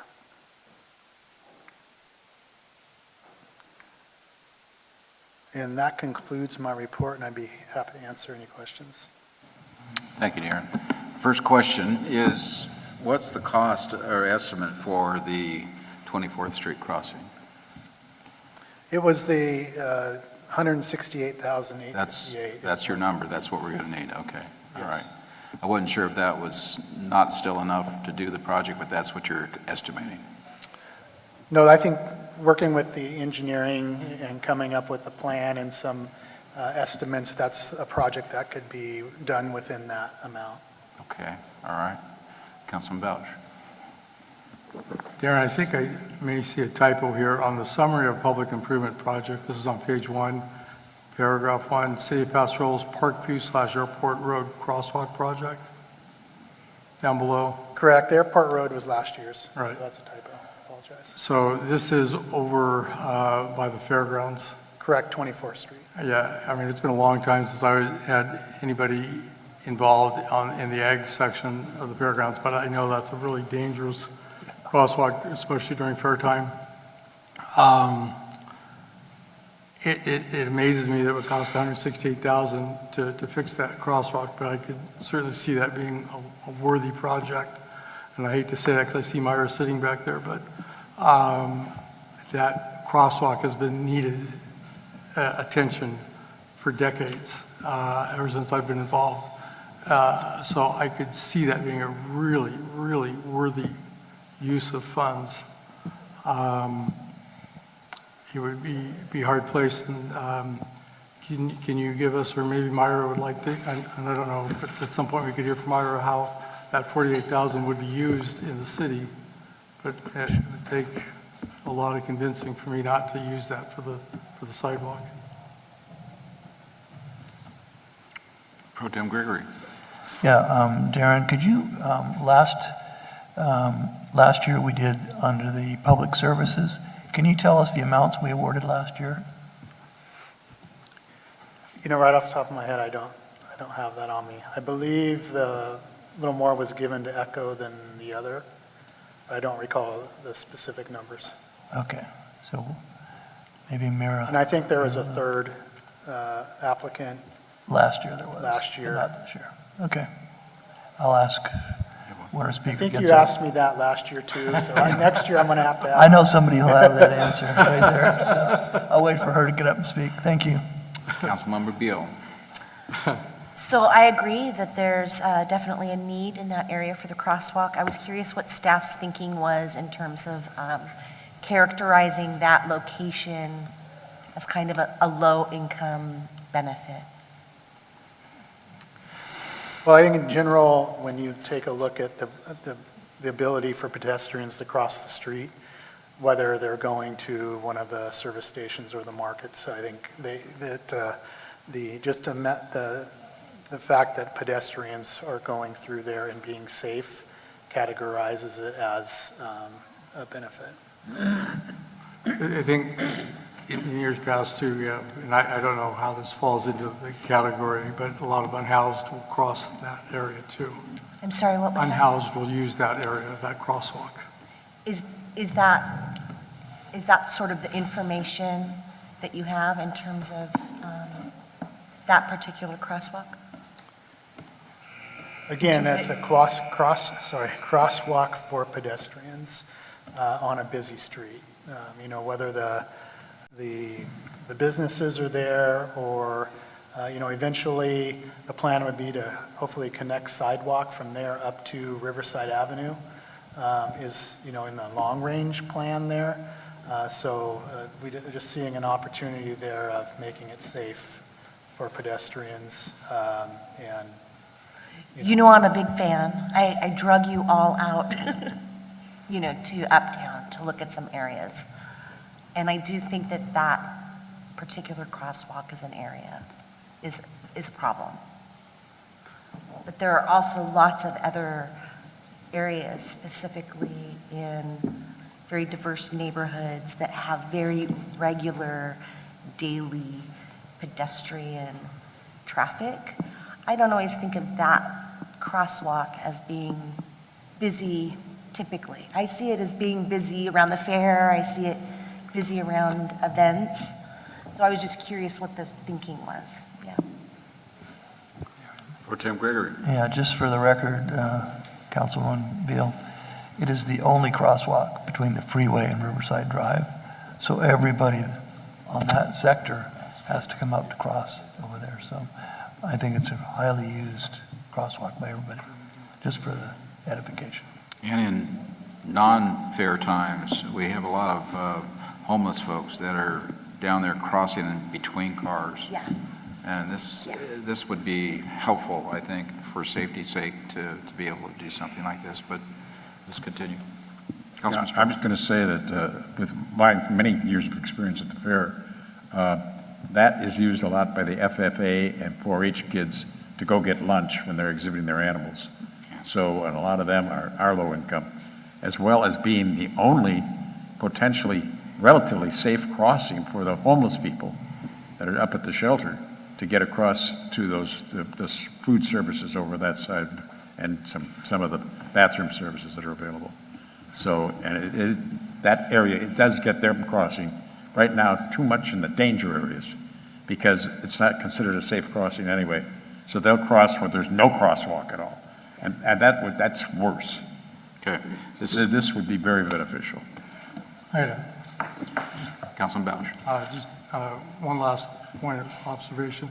I had a business on Riverside right around the corner there from 86 until 2002. So I went in and out across that street on 2 or 3 times a day. Not as many unhoused people back then as there in 86 as there were in 2002, and certainly not as many as there are now, but certainly quite a few. So it's an accident waiting to happen. Okay, I think money well spent. Mostly questions here, so yeah, let's continue. So we're good on council for questions right now to staff? Mayor, if I may, just to go back to answer Mr. Gregory's question, I was able to find last year that the council awarded about $15,200 to Capslo for adult daycare services and $15,200 or so to Echo for homeless-related services. So that was from last year's allocation. Okay, and there was a third public service that applied. I'm looking at the minutes from the February meeting. No, I have it. I have the Oh, information. you do? Okay, great, So thank you. There was approximately 15,000 to the 2 that, and then there was a third that didn't get funded. 5 cities, yeah. Okay, I was going to open up. I think we have Capslo's representative here, so let's go ahead and hear from Capslo, if you would. Welcome. Good to see you. Good evening, Mayor Hammond and City Council members and city staff. My name is Mara Witten, and I'm the Program Manager for the Capslo Adult Day Center in Paso Robles. We so appreciate the recommended funding for our center that provides a safe place for low-income seniors with dementia and Alzheimer's disease to stay during the day so that their caregivers can work. We can't continue our work without your support. On behalf of Capslo's Energy Services Department, which applied under CDBG home funding for minor home repair, I'd like to read a statement from the program's director, Jim McNamara, who is speaking at another city council meeting tonight and couldn't be in 2 places at once. The CDBG home program funds requested from Paso Robles in our application would be used solely for the residents of Paso Robles. The funds would be used for accessible improvements for people who are elderly or disabled, like wheelchair ramps or accessible showers, and also for general home repairs, that many times end up keeping these folks from becoming homeless. The $48,750 in requested funding should cover 7 or 8 projects with the average project cost of $6,800. But there are some jobs that are close to $10,000, while others could be $3,000 or $4,000. There is a strong need for our services for the elderly and disabled people in the city of Paso Robles.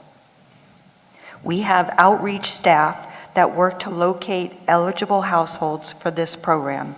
We also receive referrals from in-home supportive services providers, adult protective services, social service agencies, senior centers, and hospitals.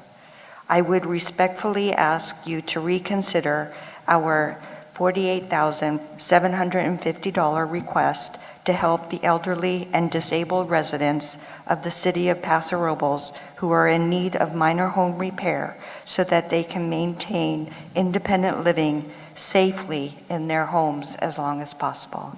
Thank you. Thank you, Maren. We have no other representatives. Is this on this item, Rob? You know, I wasn't going to be here to talk about this item, but I'd like to. Yeah, if you like, yeah. Yeah, be honest with who you are there.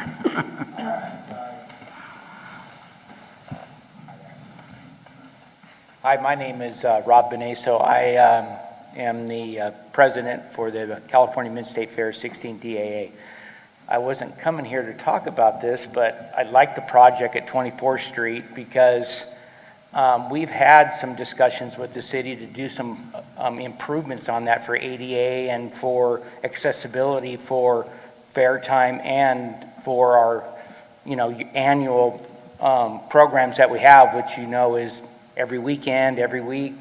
There's a lot of people who go across that crosswalk, and we were, had some discussions, and I don't know where they went with Colleen and public staff, and to improve a ramp to go in and have another entrance other than what we call the shell gate.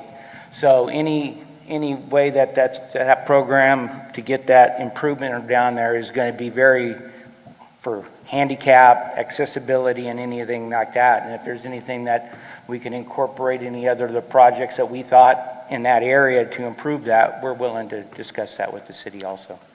Councilman Belch, question. Let me put you on the spot. You guys got any funds to contribute to that? We have some funds for a project that we wanted to do to have another entrance there. I don't know the exact amount with that. There were donations from the community to do some improvements there. So I know there was some utility issues and whatnot that were there about making a ramp because of the steepness and whatnot there. So, absolutely dialogue can be had if it makes sense for both, the city and for the event center. We're willing to have those discussions. And I'm just spitballing here. I can't speak for everybody here, so cut me off, Sean, if you think so. But we have a limited amount of funds that we need to split the baby here. But I'd like to do both. Capsule does a really good job, and those are poor people that need the money as well. But she's asking for 49,000.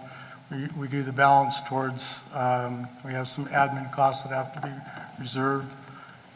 Do you know about the engineering costs that Rob's talking about? And is that included in that 168?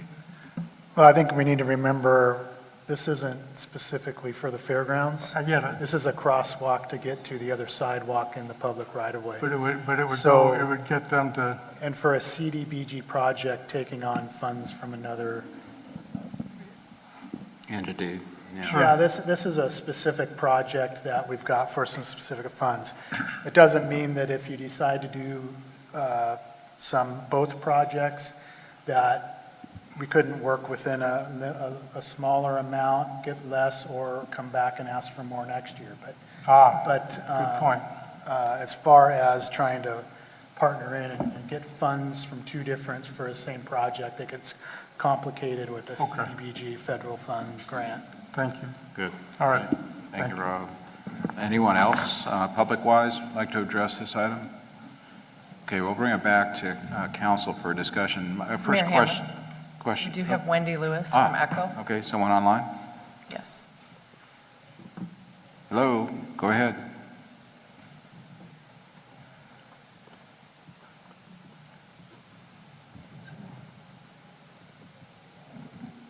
Do we have him still, Melissa, or? She's still here. I'm just having problems putting her into the live room.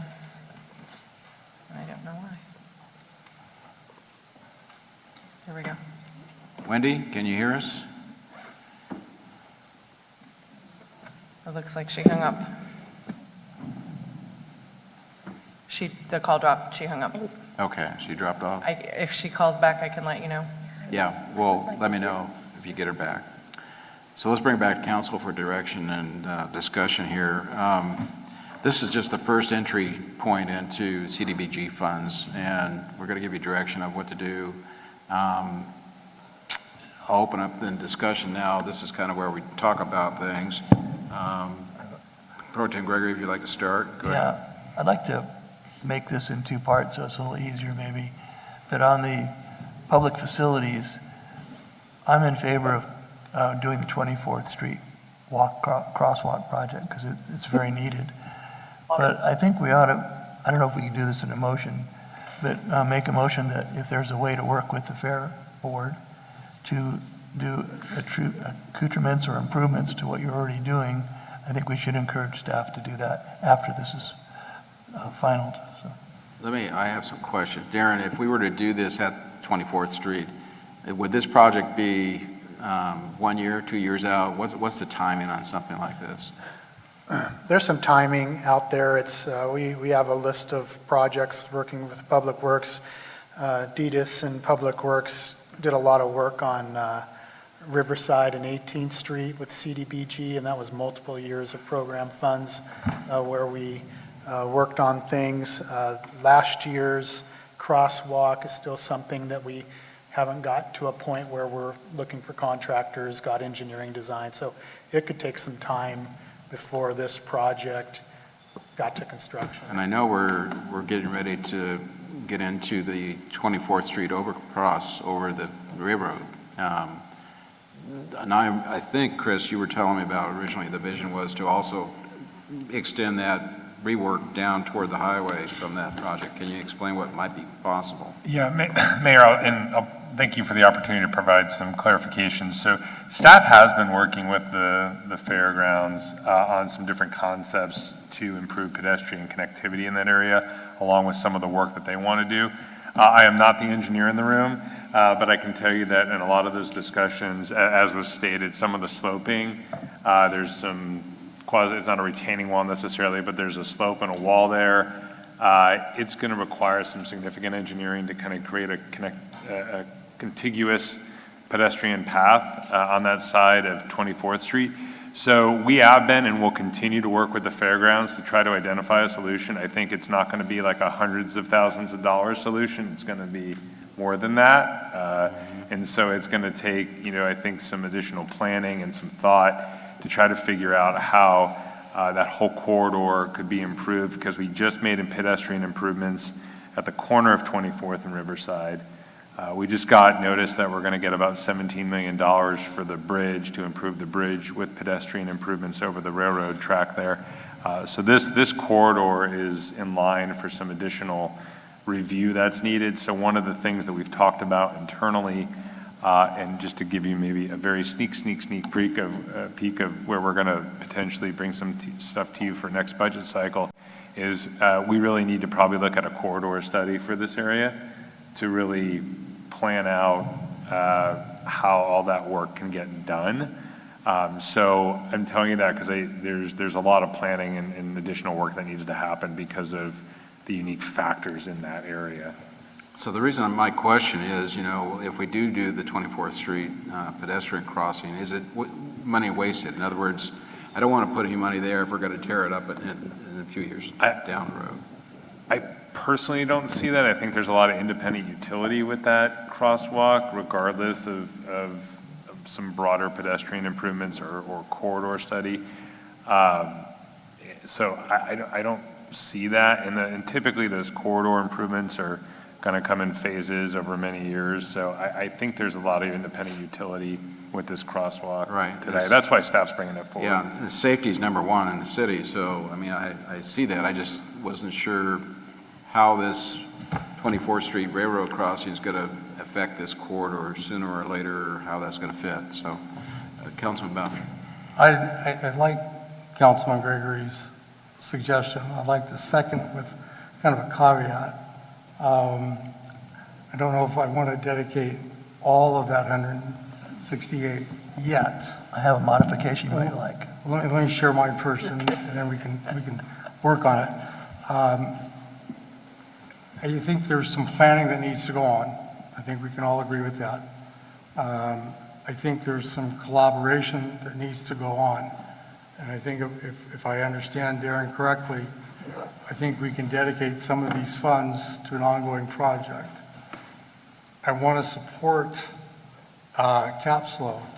I'd like to maybe take the $48,750 that they can use this year and dedicate the rest of it towards the crosswalk project, because it sounds like we'll need to, if to the extent possible,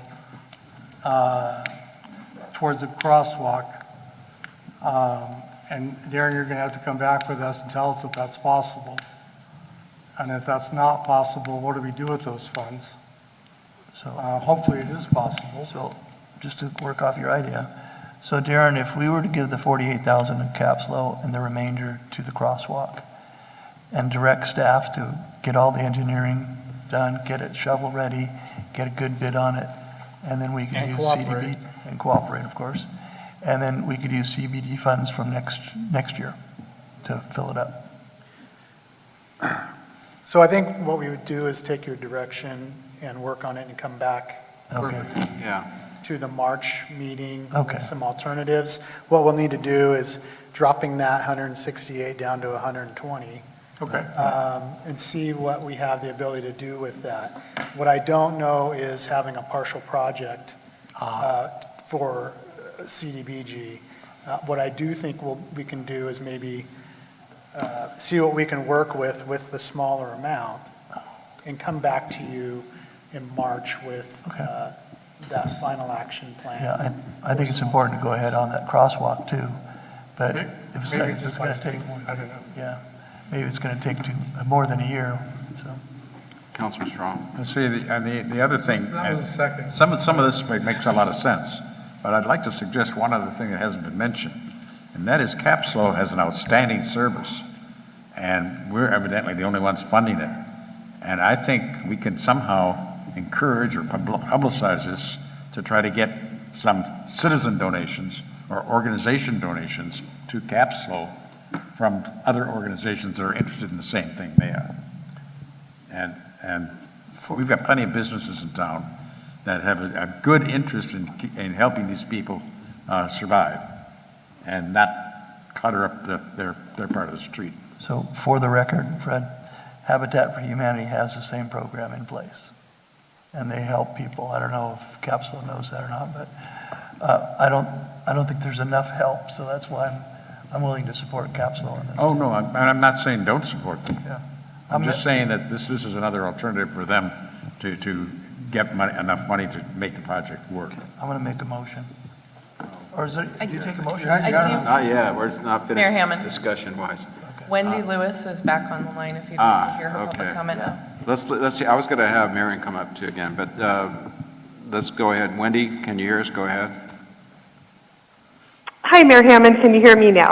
Yes. Yes. Oh, wonderful. Thank you so much for this opportunity to Mayor Hammond and all the council. I apologize I'm not in there in person. I'm just coming out of an ECHO board meeting that just had a conflict tonight with so many priorities happening. But I want to share my appreciation and our board's appreciation and the entire team at ECHO for the years of support from the city of Paso Robles through the CDBG funds. They are critically needed in order to provide the comprehensive services that this community of Paso Robles receives who are facing homelessness. So far this year, ECHO has supported 361 individuals and children into permanent housing. That is made possible through donations like this and support like this, and the comprehensive services that ECHO provides. That includes comprehensive case management and all of the different services that make forward progress possible for the individuals we serve, the families with children, the seniors. And we're just grateful for the support we received from the city of Paso Robles and grateful for tonight's recommendation. Just alone in the city of Paso Robles, out of that 361 number, 162 individuals and children are housed because of partnerships like the one we have and the services ECHO provides. At a national level, if you see 10% of the people you're serving in your programs go back into permanent housing, that's what we see on the national level. ECHO, year after year, sees about 60% of the people that are in our 90-day program successfully have a path into housing. And because we've worked with them to give them the tools to support them not only into housing, but have set them up for success, because they're doing the work with our support, 90% stay housed. So it's not a recidivism rate of recycling back into being on the streets, being back into housing. It's truly a pathway to stability and a better life, which yields a better life for our entire community. Again, I want to thank the City of Paso Robles for the ongoing support, and I'm here if we have any questions to offer, and I apologize again for not being there in person. Thank you, Wendy. Questions of Wendy real quick before we let her go? Okay, I think we're good, Wendy. Thank you. Thank you. I'll be here on standby just in case. Yeah, I think we're fine. Councilman Bausch, you had something to add? I had a question for Darren. On the summary of the applications, there's an asterisk, and it says it assumes the 18,185 is used for category C. That's for the administration. Right. How does that impact what we just talked about, the 168 and the 48? It doesn't. However, if you decided you wanted to take administration funds and put it into that mix, right, it's possible you could do that, but then you would be taken away from paying time, staff time to administer. The lion's share goes to the county, though, of that admin. The 18,000 is what the city would get. Right, right. Should we? But it is possible that that 18,000 could be put up and go towards the crosswalk, Okay. I have a question of Angelica or maybe Ryan, but are we still funding ECHO with our biannual? It was like every 2 years. We're still doing that, correct? That amount? Why don't we get that on the record? During the last budget cycle, Council did approve funding for ECHO for 2 years. That's $444,000 over the 2 fiscal years. 2 years, yeah. That's what I thought. We're still doing that. Yes. Okay. All right. Well, thank you. That's what I needed. Marion, can you come up? I wanted to ask you specifically, of the 2 items, this is the first time I think I've seen Capslo ask for 2 different items in the, public facilities and also for the services. Is there one that's more important to Capslo than the other? I mean, is it just if we're looking at them, but what's more important at this point? Right, that's a good question and difficult to answer. I think the Adult Day Center, you have been so gracious to provide funding for us over the last couple of years. I think this is the first time that Minor Home Repairs is reaching out to you because of the growing need in North County for our elderly and just low-income citizens. It could be also disabled children that are in need of home repairs, minor home repairs, helping them to stay in their homes. And if, some of them are not able to, this could mean that they become homeless if they're not able to stay in their home safely. So it is a great need. It's growing. And I know our clients at our center, our seniors, benefit from this assistance from minor home repairs as well. It's a great support to keep them in their homes. So my last question is, are those dollars quantified and spent for Paso Robles, or are they for the whole county? No, it would just be used for Paso Robles, Right, that's- the yeah, city wanna of make Paso Robles. Very good. All right. Go ahead. Both requests? Services So and there facilities. are two different, well, one would be for the adult day center would be separate to keep our, those with dementia and Alzheimer's disease. That's Paso Robles facility also. Right, we're on 1345 Oak Street. Right. We've been there since 2013. And then this separate ask is for the minor home repair services. I think to speak to the home repairs, I'm seeing in my practice, so many people that are literally stuck in their homes. They can't move for property tax reasons, affordability reasons. They can't downsize, they can't repair, they can't afford a mortgage and interest rate. I see that need.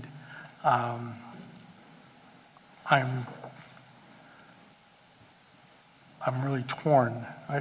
It's hard to say that there's one or the other.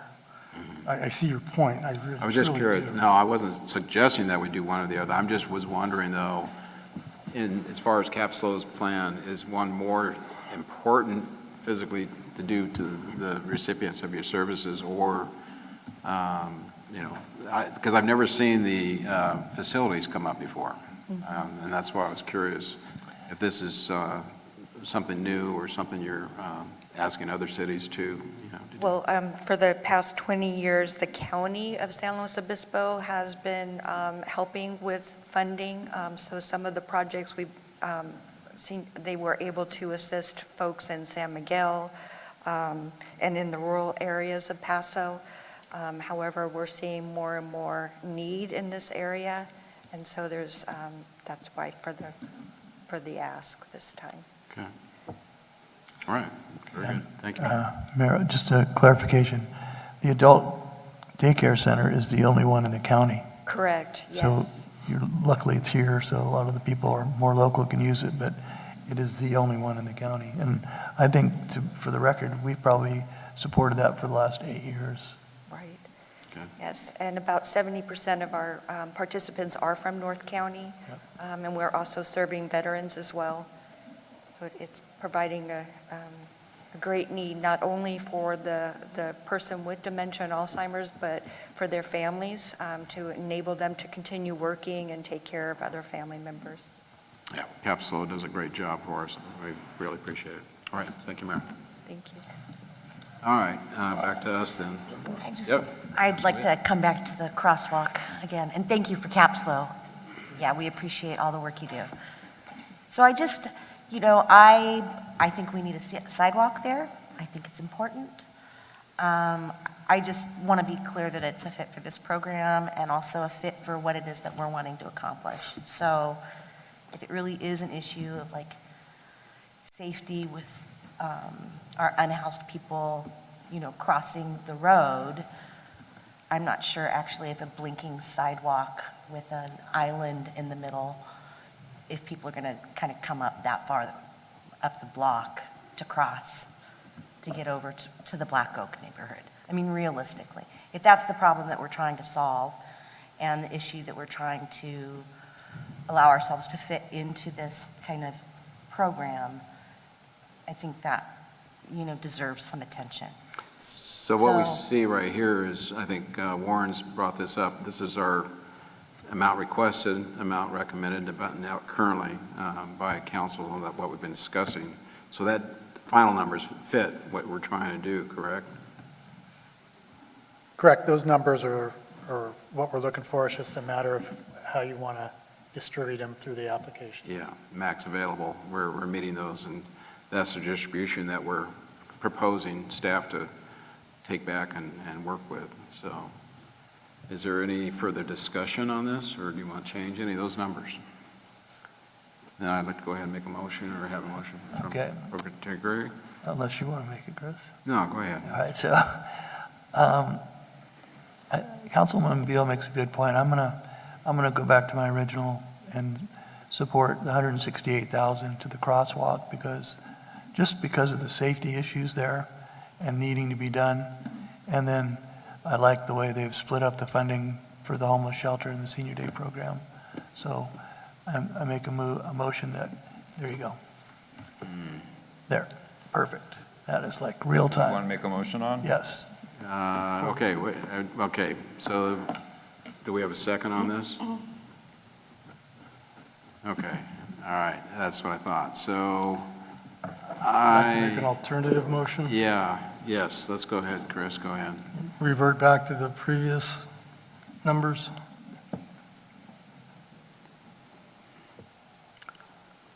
Thank you. So moved. All right, well, Just for the record, so Ju- everyone it- listening in knows the motion would be 120,108 for the 20. Thank you. Just for the record, so that anybody listening in knows it's, the motion's 120,108 for the 24th Street Crosswalk project, and then 48,750 for the home repair project. Is that correct? Yes, that is correct, with the caveat that to direct staff to work with the event center, as does discussed. I would caution putting that Okay. into this. Or, I'm sorry, you're motion right. Because We we need said to to- work with the rules within the CDBG. So You I want think, to direct it towards next year? How did we say that? well, the event center is not a CDBG eligible. I apologize, I withdraw that. We said something about working for next year? So what we're going to do is we can take these numbers, we're going to bring them back to you in March. If for That's some right. reason we can't work, there's an issue with the amount for the crosswalk after working with the engineers, then we'll come back to you in March and maybe have a different alternative, or we can reestablish it. Even in March, you could change back and go, Exactly. hey, we really need 168 for the crosswalk, and here's why. Okay. That's the information we'll be able to bring back to you. This is, But we understand if this is the way the motion goes, the way council is directing staff to come back with that final action. initial direction from us to you at this point in time. Thank you. Chris? And then I'll just clarify that although we're looking for a clean motion here related to CDBG, we have an upcoming workshop on goal setting, and then we have further opportunity to talk about additional priorities. So we hear you and be happy to have those conversations on what you want to see for the entire corridor here in the not-too-distant future. Okay, we have a Thank motion. you, Chris. Motion by Second. Bausch, Second. okay, and second by Pro Tem Gregory. Any discussion? Okay, we'll go ahead and call the question on, Melissa. Councilmember Bausch? Aye. Councilmember Gregory? Aye. Councilmember Beal? Aye. Councilmember Strong? Aye. Mayor Hammond? Aye. Motion passes unanimously. Okay, 5-minute break. Stand adjourned. Recess.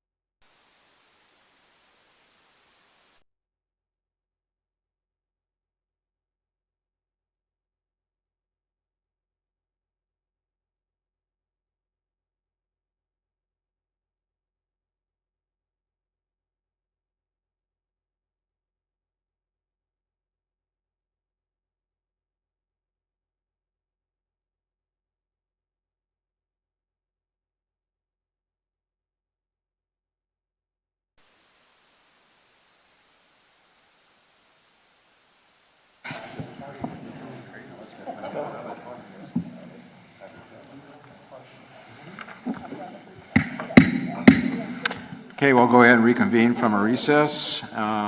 We are at the point where we were going to move on to, I guess, yeah, it's a discussion items quarterly report. And Ryan Cornell, you have that report for us. Yes, thank you, Mayor. Good evening, Mr. Mayor, City Council, Ryan Cornell, Administrative Services Director. I'm here to present the first fiscal update of the fiscal year. For fiscal year starting on July 1st, 2025 and ending on June 30th, 2026. Obviously, when we prepare budgets, there's a lot of assumptions that are made, so this is our opportunity to revisit those assumptions and make changes where necessary. You actually are going to hear a lot from me in the next couple of months. At the next City Council meeting, we're going to have an annual comprehensive report presentation. So that's actually our audited financial statements that will be presented. We're going to have the auditor actually come up and do a brief presentation. And then we also have some Olson South Chandler CFD bond issuances and annexations. So this is one of many presentations to be had in the next little bit. To keep on tonight's agenda, just keeping it really light and really just kind of talking about the general fund, kind of the general economic outlook. Kind of talk a little bit about the supplemental sales tax measures J20 and I-24, and what that tax revenue has been able to provide for us, status of capital projects, and some, I think we have 4 budget amendments to be had tonight. But to start out of the gate with the general fund overall, so attachment number 5 has the graph broken down into actually number form. So on the left-hand side, we have revenues. Total revenues are estimated to be $51.5 million. The next bar graph is now our updated projection, which is actually exactly 100% of what was anticipated. I think it was about a $25,000 total variance over a $50 million budget. So revenues are projecting to be, right on course with what we had projected in June time. Expenditures, on the other hand, we had anticipated them totaling $56.6 million. Just similar to the previous years and trends, we're kind of trending to that 96-97% of appropriations. So again, very kind of right on spot on what we anticipated in June time. Taken together, this will have our ending reserve balance right around $16 million, which represents about 31% of revenues. The City Council goal is 30%. So taking a bigger dive into each one of these revenue sources, as you're aware, the city's 3 largest revenue sources is sales tax, property tax, and transient occupancy tax, also known as TOT. What this graph here shows is actual revenues received in sales tax, exclusive of the supplemental J20 or I-25. This is only the city's 1% base that it normally gets. And so as you can see, in 2012, we were just under $6 million. Going left to right, in 2019, we kind of peaked before the COVID-19 pandemic. Significant growth in 21 and 22 leading the pandemic, but since 22, we've really pretty much flatlined moving forward from 22 to 25. And this is kind of a recurring theme. We're going to see this definitely more in the TOT when I show you that chart. But overall, we're seeing these revenues really being stubborn and flattening and not seeing that growth that we saw coming out of the pandemic. The green bars, the 26 is obviously the current year we're in. That's the current projection. And then I did do a 5-year forecast in June time, so that's what that represents. We are kind of anticipating kind of just of a slowdown, but then picking back up in years 2 or 3. I do want to put a caveat on that too. That was June decisions, and kind of looking at it now, there seems to be a little bit more storm clouds on the horizon. So I'm not as optimistic as I was once in June time. But should we get 3% growth, that's what it will kind of look like over the horizon. Property taxes have actually been of a bright spot for the city. We're seeing significant growth there. So same chart, it goes back from 2012 at 10 million. And you get to see a pretty steady incline in the outer years. For 25-26, we saw an assessed value increase of right around 5%. It exceeded the county's growth. This was primarily because of the hotels that were recently developed. So the Hotel Ava got their full improvements on the 25-26 tax roll, so that actually had a significant direct correlation to the city's property taxes.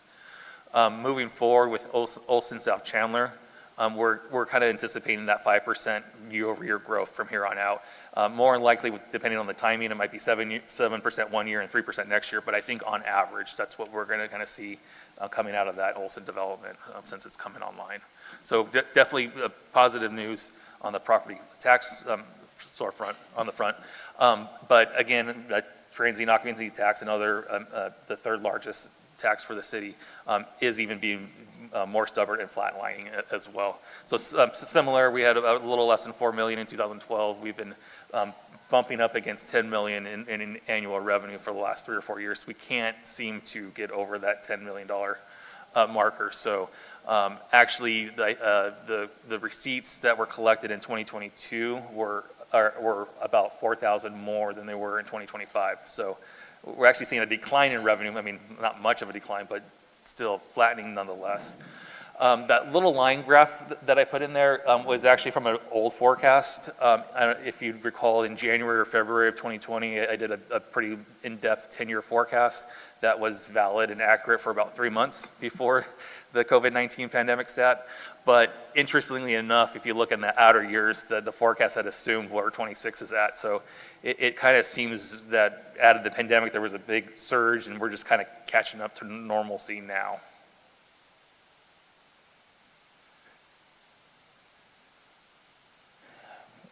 Changing gears on the expenditure side, there's nothing really exciting on this point, on this graph. So again, budget and projected actuals on the left-hand side by department, by actual expense type, personnel operating on the right-hand side. And so for the most part, everybody's kind of right on mark, right around 96% of appropriations. There's only one little blip, and that's in the city manager's office, and that's primarily related to the settlement and release agreement that was approved last month with council and the Tribune article. So this action, or one of the amendments, is to true the city manager's budget so that it doesn't show it as deficit. So taking the revenues and expenses, so the bar on the left is revenues, the bar on the right is expenses for each of the fiscal years. The line is the reserve balance for the general fund. And is it gonna work?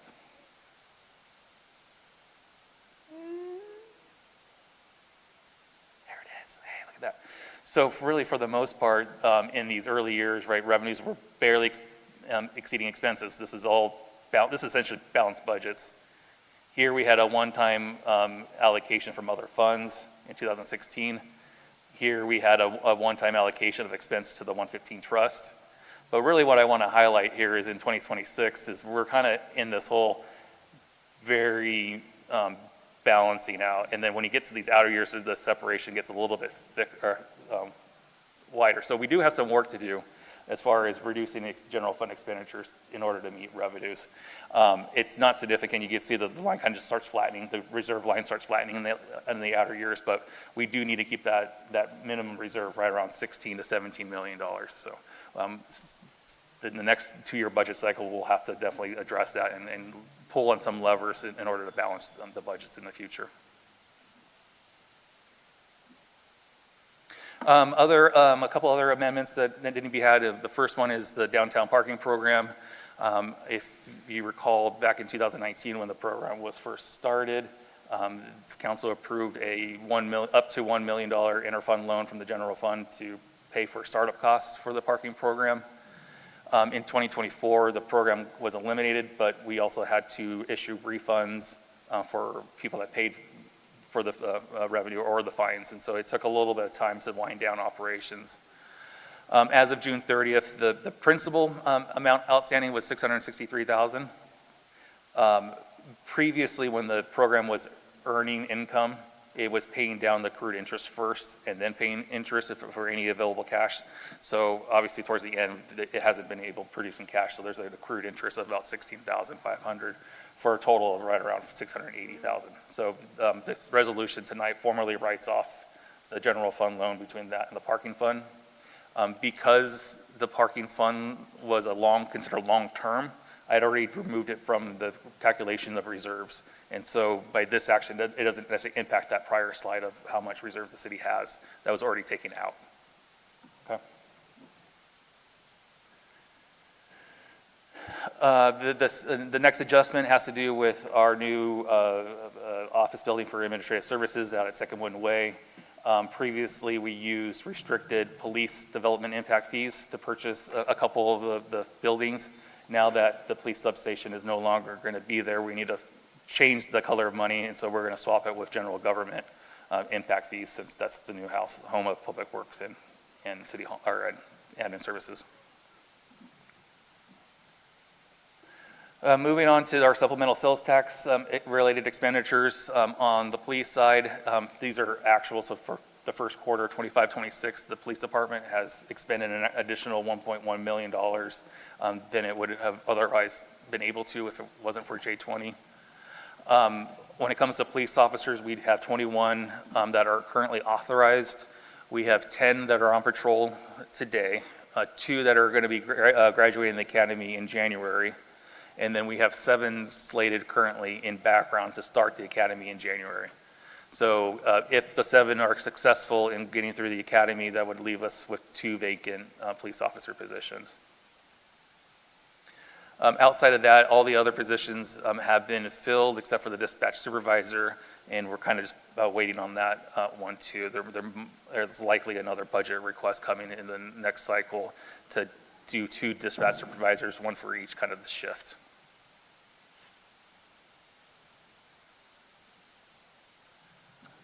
Moving on to fire and emergency services. The biggest change more recently here is the implementation or the redeployment of the paramedic squad. The paramedic squad for the 24-hour shift is 3 firefighter paramedics and 3 engineer paramedics. And so that increased the full-time equivalents from 12 to 18. Those are mostly on board. I think there's only a couple that are vacant there.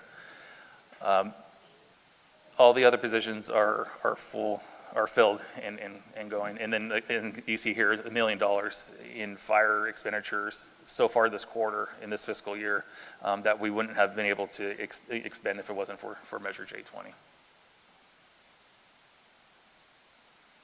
Here is the big list of all of the supplemental sales tax related capital projects. We still have a substation budget earmarked for PD at $2.3 million. The emergency services training tower adjacent to fire station number 3 is underway, expended $422 this fiscal year, so still much more to go. And then here are a list of all the different road segments that we have on the books. Sierra Benita, our Sunset Panorama being the one that Dita's talked about earlier today, that one's active. Some of them on Elm Street, Capitol Hill, and Golden Hill, I think those projects are on the winding down, I think, so you kind of see the anticipated budget savings from those projects. And then the new I-24 related streets, Orchard Bungalow at $1.8 million, and the west side, east of Spring Streets, were the 2 kind of new road segments that were currently under design. So to date, we're about $3.4 million expended on roads for the first quarter. This is a very similar graph to the general fund, except this is only the supplemental sales tax one. It combines both the E12 previously, then it combines J20, and then now the new I-24. So that's why you see kind of the revenues jumping up there. But the whole purpose of this, what I wanted to show on this one is, even though we have a pretty large fund balance of $45 million, we have appropriations of $45 million too. So it really does, on a budgeting standpoint, we're about 7.5 of dedicated reserves in the fund. We are looking at that and evaluating that for new road segments, but we're also keeping an eye on the public safety standards of coverage and the results of that coming out of that study and any future funding that they might need there. With that said, the only other budget amendment we have is related to the Flamson pedestrian improvements. There was a $40,000 additional over and beyond the city's contingency that was incurred, mainly for the additional pavement work that was needed over by Lorena's, and we kind of expanded the scope than originally was anticipated, so $40,000 there. So the resolution's attached for those 4 budget amendments, plus the parking loan write-off. With that, Mr. Mayor, we'll be happy to answer any questions you might have. Thank you, Ryan. Questions first from council? Okay. Open up the public. Anyone wishing to come forward? Anyone online, Melissa? No, sir. Okay. Bring it back to council. Looks like our action is to receive and file. Do we have any? There's Mayor actually a Hammond? resolution. There's a resolution. So I'd like to make a motion. We approve Resolution 25XXX, amending the operating and capital budget appropriations as presented, and approve the interfund loan forgiveness between general fund and downtown parking fund. Second. Okay, motion by Gregory, second by Beal. Discussion? Okay, we'll call for the question. Councilmember Gregory? Aye. Councilmember Beal? Aye. Councilmember Bausch? No. Councilmember Strong? Aye. Mayor Hammond? Aye. Motion passes. Okay, we're on now to our 2 items that we pulled, 3 and 4. Item 3, Angelica, will you have that item for us?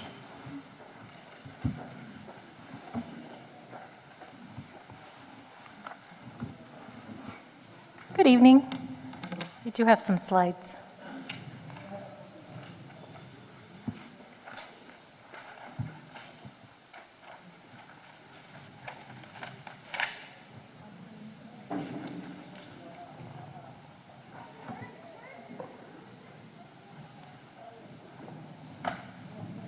All right. Angelica Fortin, Community Services Director. And tonight I'm here to talk about the property at 1910 Riverside Avenue, otherwise known as Pioneer Park, and the surplus land declaration that's being proposed. Uh-oh. There we go. So 1910 Riverside Avenue, APN number 008-254-003, is the area highlighted in blue on the slide. That property is 1.65 acres. It includes a skate park, restrooms, a picnic area, a partial parking lot, a maintenance shed and lot. The current condition, there's significant turf damage on that property. That does get converted into parking once a year for fairground use, which causes a considerable amount of damage that has to be restored every year. The asphalt requires repair and resealing. The skate park is spalling, and there are some fencing issues. And there is a restroom on the property that is also in need of replacement. Sorry, it's not clicking.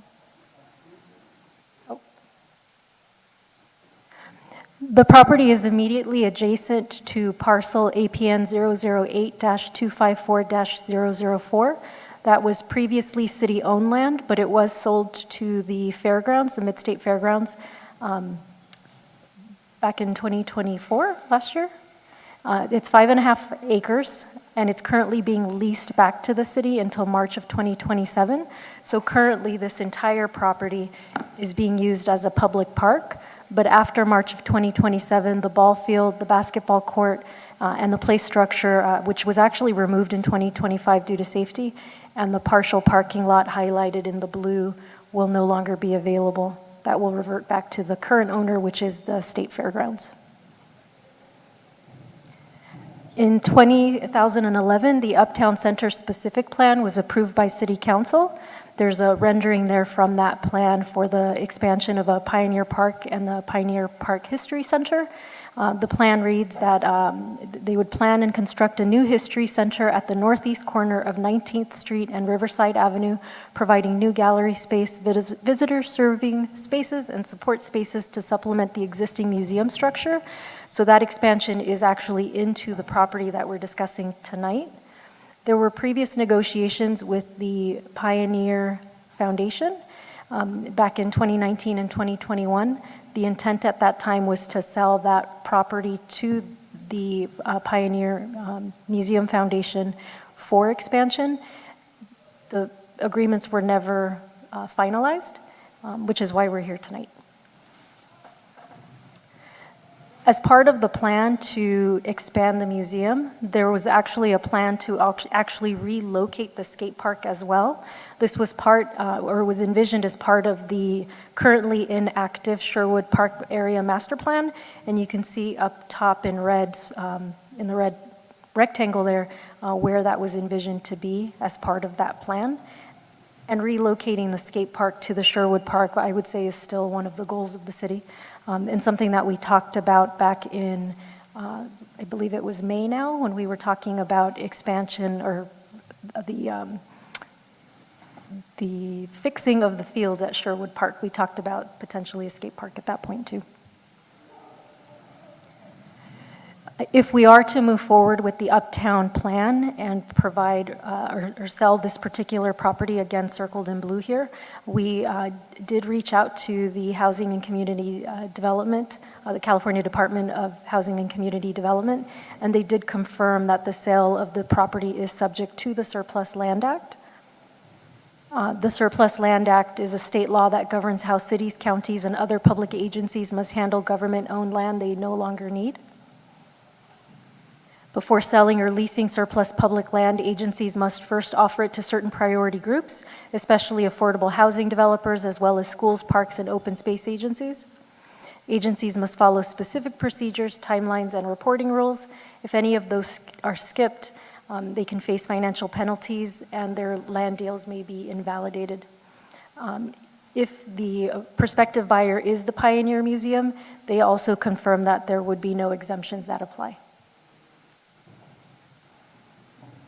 The recommendation tonight is that the resolution be approved declaring the property, I can read all of this if you'd like, declaring pursuant to Government Code Section 54221 that the property is not exempt surplus land, approving the notice of availability, therefore authorizing the city manager to comply with the Surplus Land Act, and finding that such declaration is exempt from environmental review under the California Environmental Quality Act pursuant to Sections 15060C and 15312 of the CEQA guidelines. Declaring the property surplus tonight does not mean that we're entering into any agreement. It just means that the property is available for anyone to provide notification to the city if they are interested in the property. Okay. Happy to take questions. Okay, thank you, Angelica. Again, Elizabeth, this is, again, the first step that the city must take if we are going to sell this particular piece in the Surplus Land Act rules, right? That's correct. So, all right, questions of staff? Anybody? So, my understanding was that this was going to be sent to HCD, the California Department of Housing and Community Development, and to notify them of the interest, not just of the Pioneer Museum, but the adjacent property. When I read the council agenda report, I learned that only Pioneer Museum Foundation was identified. So I was taken aback by that.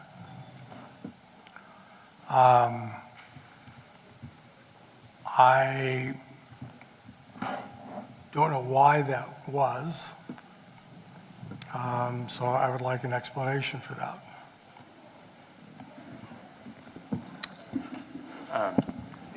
I think there are, if I'm hearing your question correctly, are you speaking of in the staff report, the facts number 4 or the number 4?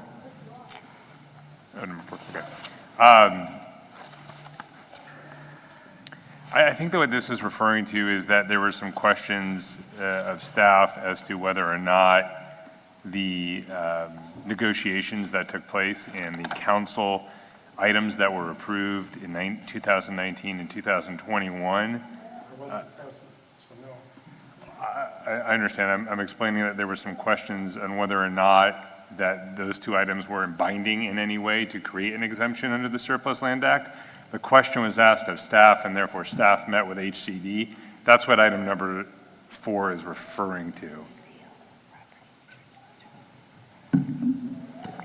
My understanding is that somebody from city met via Zoom recently with HCD. Correct, and we did, based upon those questions. And so Related to the 2019 and 2021 negotiations. So who was discussed? What buyer was discussed for the exemption? What was discussed was the question of whether or not the 2019 and the 2021 items that were approved by the city council but weren't fully executed, if those were binding in any way to otherwise allow for an exemption to be considered. So that was the discussion. So if a state entity wished to purchase the property, that would create an exemption? Potentially, but I think, and correct me if I'm wrong, the declaration would be the first step. I don't think you have to create a surplus property if the state wants to buy it. Same similar step that took place when the state purchased the property last year. So I think we're conflating two issues. The first issue is we received a letter from Don Ernst, the city did, a lawyer representing the Pioneer Park Foundation, arguing Does Don Ernst represent the state? I'm sorry, I'm going to speak, and then you can ask your question, but let me finish, because I'm trying to clarify the two issues that are being conflated here. One issue was we received a letter from Mr. Ernst, a lawyer representing the Pioneer Park Foundation. Mr. Ernst was asserting that the 2019 and 2021 agreements created a binding obligation upon the city to sell the land outside of the Surplus Land Act to the Pioneer Foundation. Staff was requested to go and talk to HCD to clarify with HCD whether or not that was accurate. That is the conversation that Mr. Hewitt had with HCD a few weeks ago. During that conversation, HCD confirmed that the Pioneer Park agreements from 2019 and 2021 were not binding and did not qualify for an exemption. There's an exemption under the Surplus Land Act that if you had an agreement in place prior to 2021, or I'm sorry, prior to 2019, and then that was amended to be prior to 2022, that you could go through with those agreements. HCD has confirmed that those agreements were not binding and do not create an exemption. Yes, so Please stipulated. let me finish. Yes. Please let me finish. So that is what number 4 is referring to. The second question that I'm hearing from you this evening is there an exemption for a transfer to a state agency? And the answer to that question is yes. So if the city had a proposal from a state agency, it could engage in negotiations with that state agency and proceed to file an exemption for that, get HCD to bless it if it met all the criteria, and sell the property without declaring it surplus. That's not the direction that staff had, and we were not aware. We did not have a written proposal from a state agency until just the other day. And so when your public report was issued, it was based upon the facts that we had at the time and the direction that staff had received from council. If council doesn't want to declare the property surplus, you are not required to do that. You can keep a hold of it forever. You can engage in a negotiation with a state agency. You could break it into little parcels and do different things with it. The floor is yours to do with it what you want. But under the Surplus Land Act, if the council wants to make the property available for all potential bidders, the first step is to declare it surplus. And that is the item that's before you. Thank you. I think trying to preserve the Pioneer Museum Foundation, it behooves council to consider working with the adjacent parcel who might be able to work out an arrangement to keep the museum at its current site.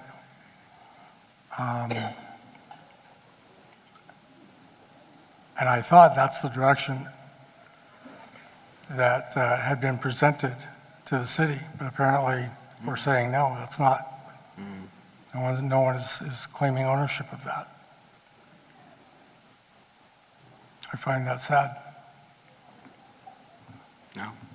So I think we table this and go back to the state, and we ask them, would you, and ask the state and the Pioneer Museum to sit down and talk and bring a proposal back to the city, because it achieves what we all seem to want. Okay. The Pioneer Museum is not a state agency. I'm sorry? The Pioneer Museum is not a state No, agency. the event center is the state agency. Right. They can't do that, Chris. They're not going to allow it, and that's underneath the rules. I'm sorry, who's not going to allow what, John? Pardon? What are you saying they're not going to allow? I'm sorry. No, the state will not allow us as a city to do that. No, the state can buy the state property. Yeah, I know that, but the point is, to get it to the point where we want to release it, we have to go through these steps. No, you don't. Not if the state buys it, That's what's John. before us That- tonight. Elizabeth just said, we don't have to declare it as a surplus property. We do not have to do that if the state buys it. To be clear, my statement was, if the city wants to sell it to a state agency, there may be an applicable exemption. If the city is interested in finding out who all of the potential bidders are, the only way to do that is to declare the property surplus. Not if the state buys it. Could be other There is a potential exemption, and I think we pause to allow that to be explored, is all I'm asking, Can to wait until the next meeting. Can we go to public comment since we're not asking questions right now? Yeah, I know. Any other, though, from council? Questions first? Well, first of all, Fred? yes, I would like to say that I'm in the similar situation as the vice president of a state agency. And I'm a sub-agency, just as the fairgrounds is. And we are not allowed to enter into negotiations to do any buying as that subdivision. That has to come from our superior office. In other words, it would be the Department of Agriculture that would have to make that request. Okay, is this not the fairgrounds. Fred, is this a question, though, or just a statement that you were asking? It's a statement, comment? We're questions right now. Well, it's a statement based on my experience currently in the Yeah. position I'm currently in. Understood, but we're doing questions right now. So if council's finished with questions, we're going to go ahead and open it up to the public. Anyone wishing to address this item, please come forward.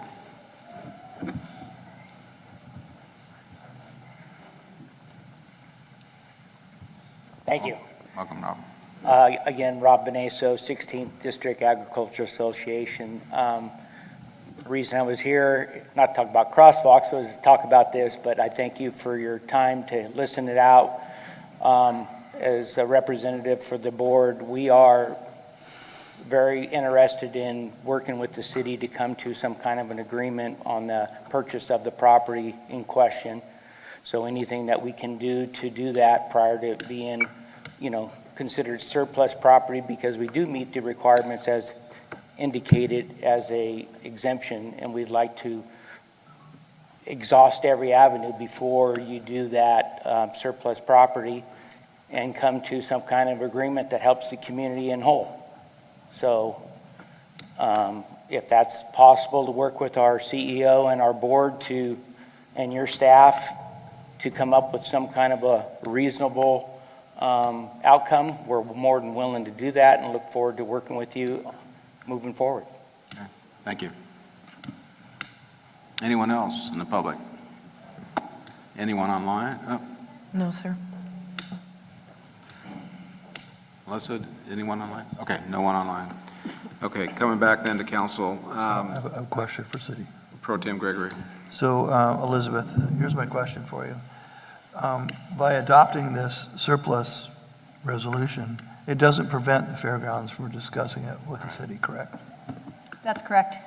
Thank you. Right, and what it does is it actually allows us to see who else might be available and looking for. That is also position. correct. Right. So, okay, so that's where we are right now, just to start the process. That's what's before us tonight. So any further questions or discussion, we can make a motion of some sort? I have a little bit of a discussion. Sure, go ahead, Chris. So everyone here knows that this has been very difficult for me, being on the west side and this being a sweet park. But walking into this situation, I know that these decisions have been made for a while. And this was the direction that the park was going to go in. I appreciate staff's work and the commitment of council to recognize the importance of having open space on the west side, the commitment to be working in some of these amenities at different locations. This park was an important public resource for the community. So I have been very conflicted as I've walked into this situation, trying to navigate what the right thing is to do. I want the community to know that the cost to renovate the park, update the park, get it up to standards for what kind of a park we'd like to have for the city was becoming very, very expensive. And, there's been a commitment to allocate what could have been spent on that in other places to be investing into our park resources. So this has been difficult. I wanted everyone to know that that's how I feel about that. It breaks my heart that we made a decision to get rid of this park. Discussion? Chris Bouch? So I think it's a reasonable request by the 16th Agricultural District They make the request to the state, yes? to give them time to make that request. That's all they're asking for. You've heard that they're willing to make that request. That's not going to change things here appreciably. They've been a good partner to the city. They bring in a tremendous amount of tourism to the city. The event center is busy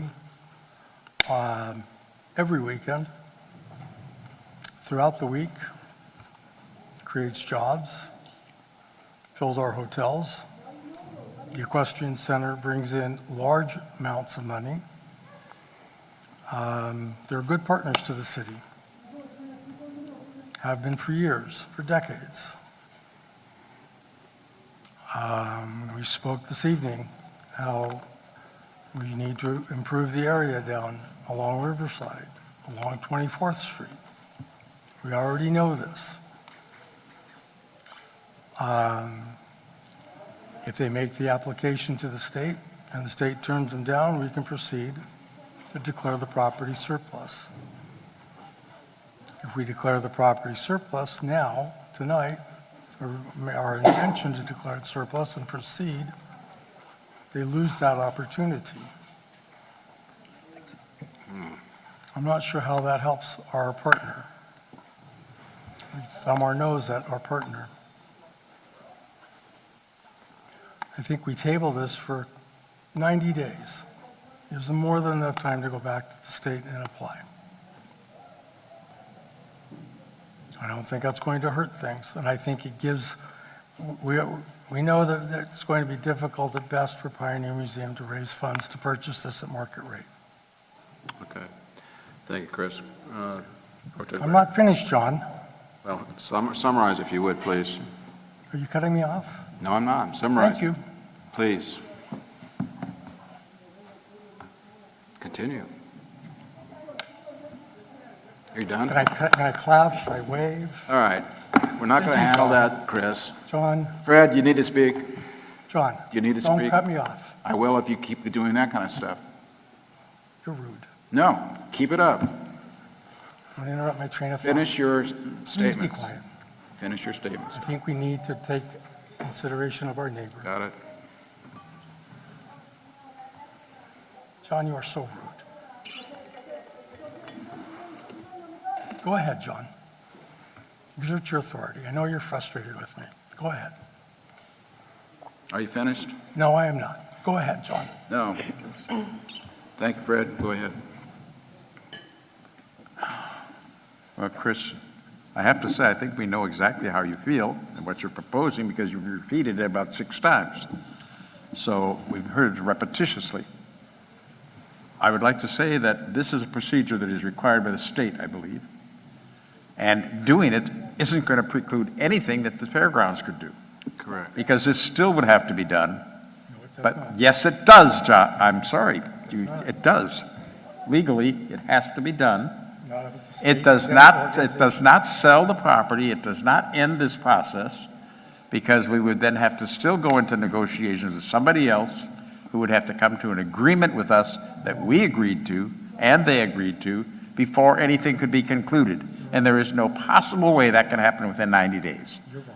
So the fairgrounds will still have every opportunity, if we at least get through this part of the process now and not delay it so that 90 days from now we have to go through another 90 days to 180 days in order to get available for either of them to take.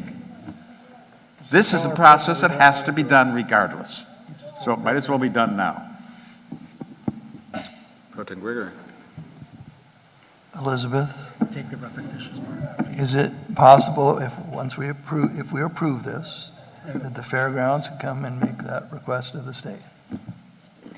Yes, as I had explained earlier, if we received a proposal from another entity that qualified for an exemption, then you could pull back the surplus designation, so to speak, and process under an exemption. That is still possible.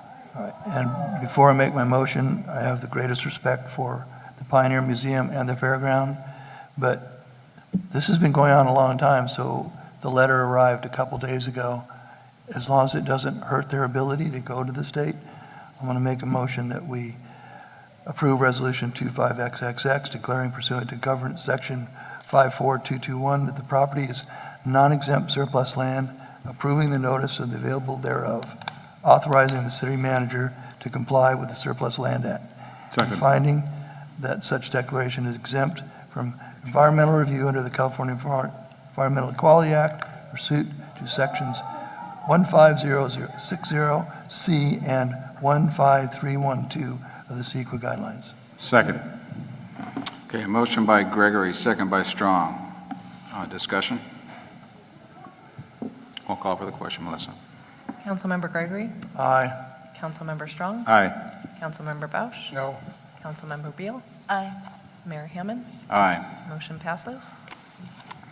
Okay, next item we had was 3 or 4? Yep, 4. That's a logo. And Mark, you have that item for us?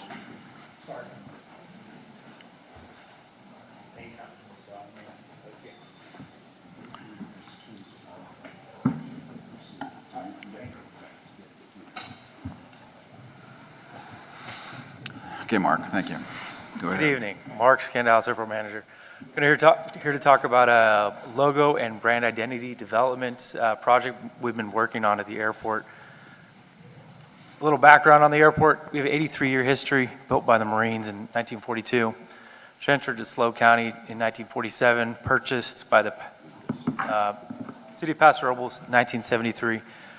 I talk about that because we have never had a logo or identity for the airport beyond whatever government agency was running it. That is something that was highlighted by the applicants to our request for proposals. They're generally coming into something that is a city trying to get away from a brand, get away from a logo because something went awry, but we have a clean slate, and it's very uncharacteristic for something this big and this old to have something new that we can start with. So if you remember back to 2023, the city conducted a airport assessment with AMCG consultants. Part of that was a number of recommendations that AMCG gave to us.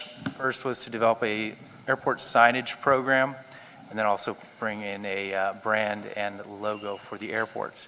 Monies were allocated towards those two projects. We've been working on some of those so far. Signage program was largely wayfinding and safety signage at the airport. Now we bring to you tonight the logo and brand development. So we did run a request for proposals in May of 2025. There were 8 deliverables that we were looking for. We wanted this to be a public process. This does include public meetings. It includes research on the airport and the city, making sure we are identifying the unique identity of our airport. We wanted a modular logo system, meaning that that's two logos.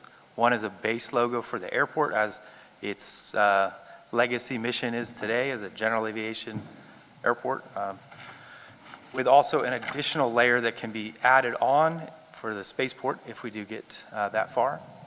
But they can be used separately or together. We wanted 3 to 5 initial logo concepts. We'd get some public input on those and refine those as we go, and ultimately select one, deliver various formats digitally, also provide a brand and style guide, how to use the logo, what fonts to use with it, do's and don'ts. We did have 3 rounds of consideration with this request for proposals. Round 1 was a proposal review and ranking. There were 2 airport commissioners involved with that and 3 staff members, myself, Melissa Green from Public Works, and Paul Sloan from Economic Development, City Manager's Office. Round 2 were interviews with the top 3 firms that were identified in the previous round. We had Airport Commissioner Hanan Azim, myself, Karen Jackson from the IT department, and Melissa Green from Public Works. And then round 3, we brought this to the Airport Commission, and they unanimously voted to recommend this to the City Council for adoption. Ultimately, it was Lowercase Productions that was selected. You can see their relevant experience. They've worked at a number of airports. And tonight we are asking to approve a resolution to authorize city manager or designee to execute professional services agreement with Lowercase Productions for logo design services for the Paso Robles Municipal Airport, with the city manager and city attorney authorized to make minor technical or non-substantive changes to the agreement as necessary, consistent with the council's overall intent. Thank you. Okay, thank you, Mark. Questions of Mark on this item? Mr. Bausch. Mark, it seemed like they offered a really good value for what they were offering and their experience. Are you comfortable with that? Yeah, they were selected through the entire process as the number 1, and I mean, if they can do all that they said that they can do for that price, you hit a home run. So wish you well. Good job. Mark, did you say that it was unanimous on the final committee to make? Yeah, the Airport Commission, unanimously voted. Mark, can I ask you a quick question? So maybe I don't understand the whole proposal, but I've done a lot of logo work in my time, and it seems like an awful lot of money. I'm sorry, but $37,000 is a lot of money for a brand and a logo, in my opinion. Is there a way that the staff could take another look at it to see if they can reduce the costs?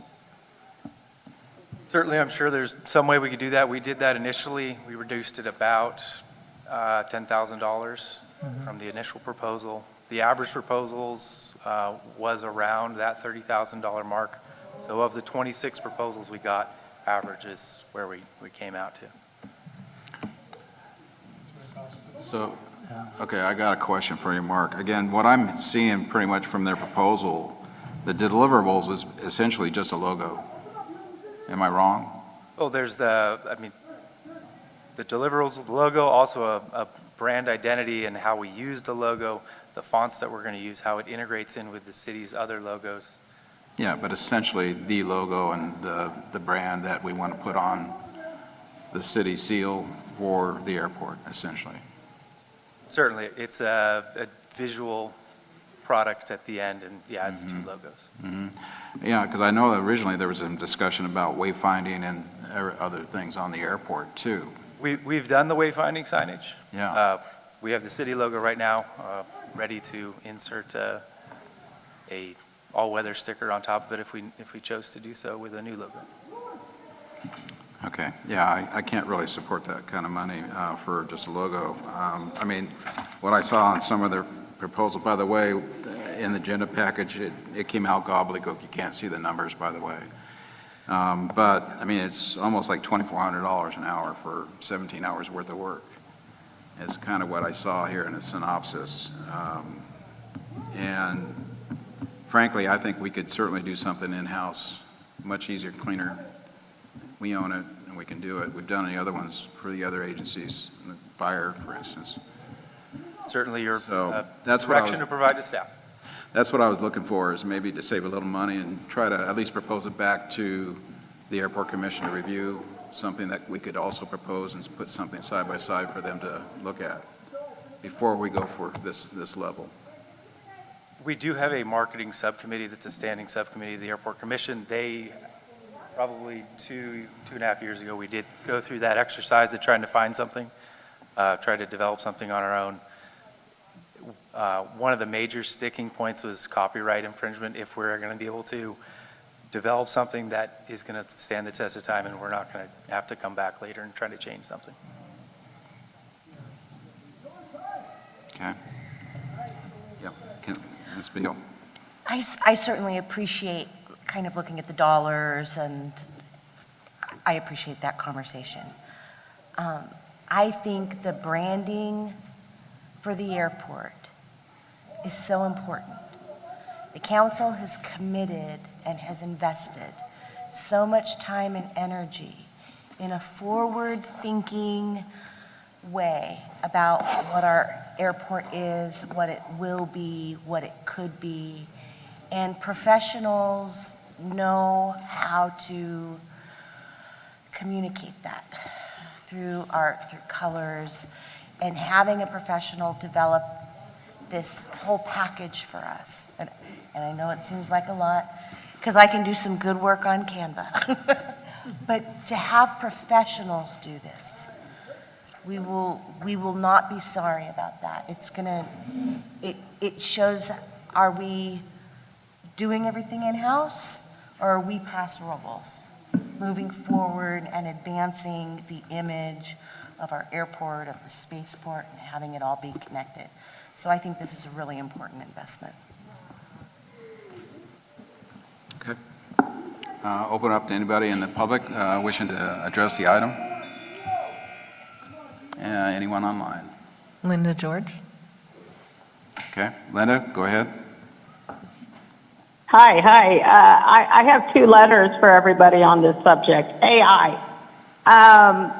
I am confused as to why, okay, wouldn't there be aviation or any kind of previous types of people that have done this?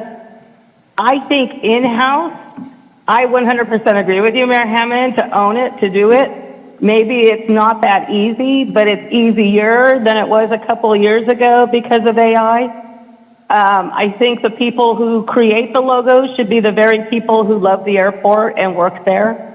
That's just my 2 cents on it. I just don't think it should be $30,000. We just gave $19,000 to Echo. $30,000 could do so much more in the riverbed or for other things. I mean, I'm not an aviation person, but I don't think that a logo and branding would be worth that much money. I really believe that the majority of the staff, there's like 350, do such a great job as it is. I can't see why they can't figure it out. So anyways, that's that. And I got to put my plug in. You guys broke my heart tonight. I almost cried. I go to that skate park on a very regular basis. I agree with Councilor Bausch. If you can pause it, that would be great. Thank you very much. Thank you. Anyone else? No, sir. Okay. Bring it back to council. Councilman Bausch. Hey, Mark, how long will this logo last?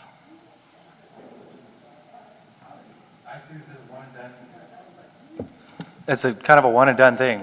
This should be showing the vision for the airport that we're looking forward to the future, and that would be indefinitely. Ryan, what's the depreciation on a logo? 39 years? Sure.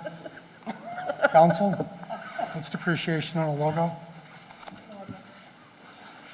So $1,000 a year, less than?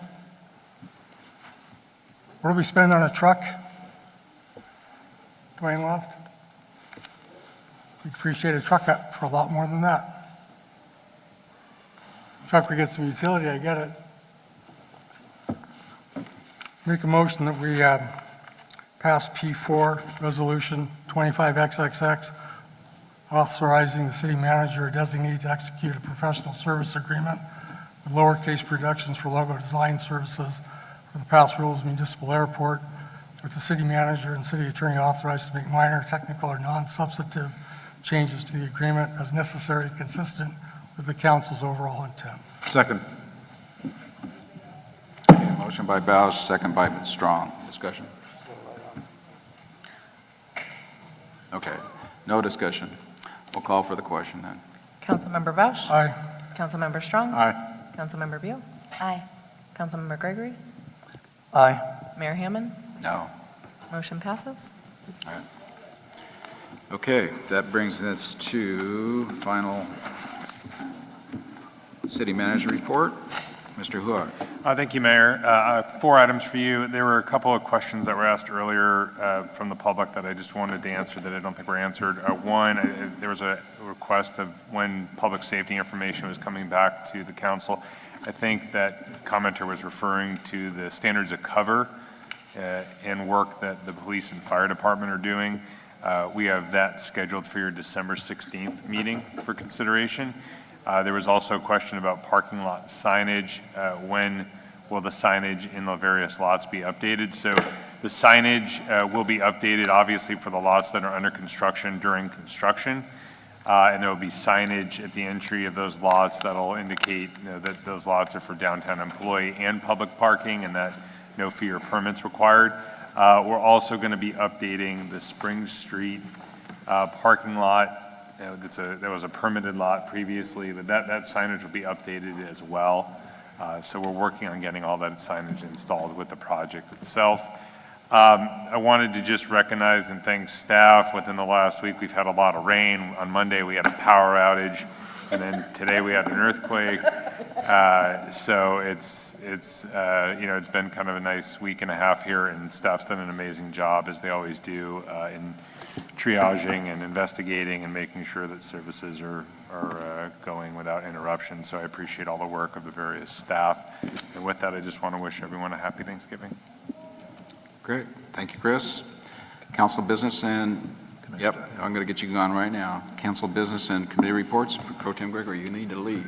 So. Yeah, so I just want to mention one thing. There's a Housing Constraints Committee meeting on Thursday in this room at 3 o'clock. It's not on the agenda. I highly recommend anybody that wants to attend. I'm going to be here, and I'm sure Mr. Bausch is going to be here too. And that's all my comments. Thank you, staff, for everything. I got to go. Yep, got to get up to your appointment. Who would like to go next? Fred? Real quick, the railroad project to increase our railroad service is somewhat delayed by a very unusual situation. We cannot get an agreement with Union Pacific because they are in process of being purchased by another railroad. And until the new entity is completed, and which is scheduled for about February of next year, we cannot get an agreement that is binding. So we're held up a little bit by that, but we still intend to proceed. Thank you. Councilman Bausch. So Wednesday, November 5th, attended Youth Commission with Councilmember Strong. They're putting their finishing touches on a very successful Pumpkin Palooza After Dark teen event at Centennial Park on Friday, November 7th. The Library Board of Trustees meeting was deferred due to training opportunities. On Friday, November 7th, attended the Central Coast Economic Forecast with Mayor Hammond, Mayor Pro Tem Gregory, Councilmember Beal, Administrative Services Director Ryan Cornell,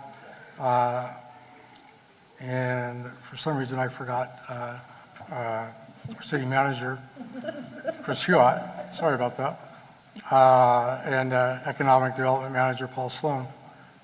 No slight intended there, Chris, sorry. Attended the Senior Citizen Advisory Committee with Mayor Pro Tem Gregory. A couple updates. Senior discounts for waste pickup are available.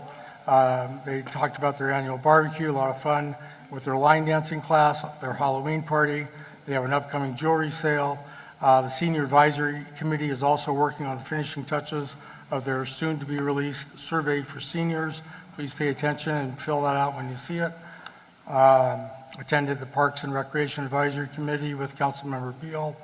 On Wednesday, November 12th, we had a very successful food truck regulation ad hoc meeting with Mayor Pro Tem Gregory. Thank you very much to Warren Frace, Piper Smith, and Katie Bannister. You did a great job bringing together the various observations, complaints, and opportunities that presented themselves over the past several months, especially at the September 22nd ad hoc committee meeting. We asked questions and listened to several community members, then reviewed 6 recommendations, approving 4 of them, and asking that 2 of the recommendations be researched further before all of them be presented to council at a future meeting. I was going to ask Mayor Gregory or Pro Tem Gregory to expand, but it looks like he left. And then attended last night the Youth Sports Council meeting. My report. Okay, thank you. Ms. Beal. Just a couple things. I want to echo Mr. Bausch's comments about the ad hoc. I thought it was very productive. I thought staff was responsive. I thought it was clear. I thought people were engaged. So thanks everyone for making that happen. I attended a work group put on by REACH that's organizing these different work groups around early childhood education, childcare, things like that. Both Paul Sloan and I were on the call related to facilities. And I think it's going to be an interesting process in terms of networking with other jurisdictions. They're developing sort of case studies of different things that are happening, kind of a list of best management practices. I think that's an important process to be plugging in. I met with Dean Ruiz at Cuesta. I really appreciate that partnership that we have going. And I want to end on teen night.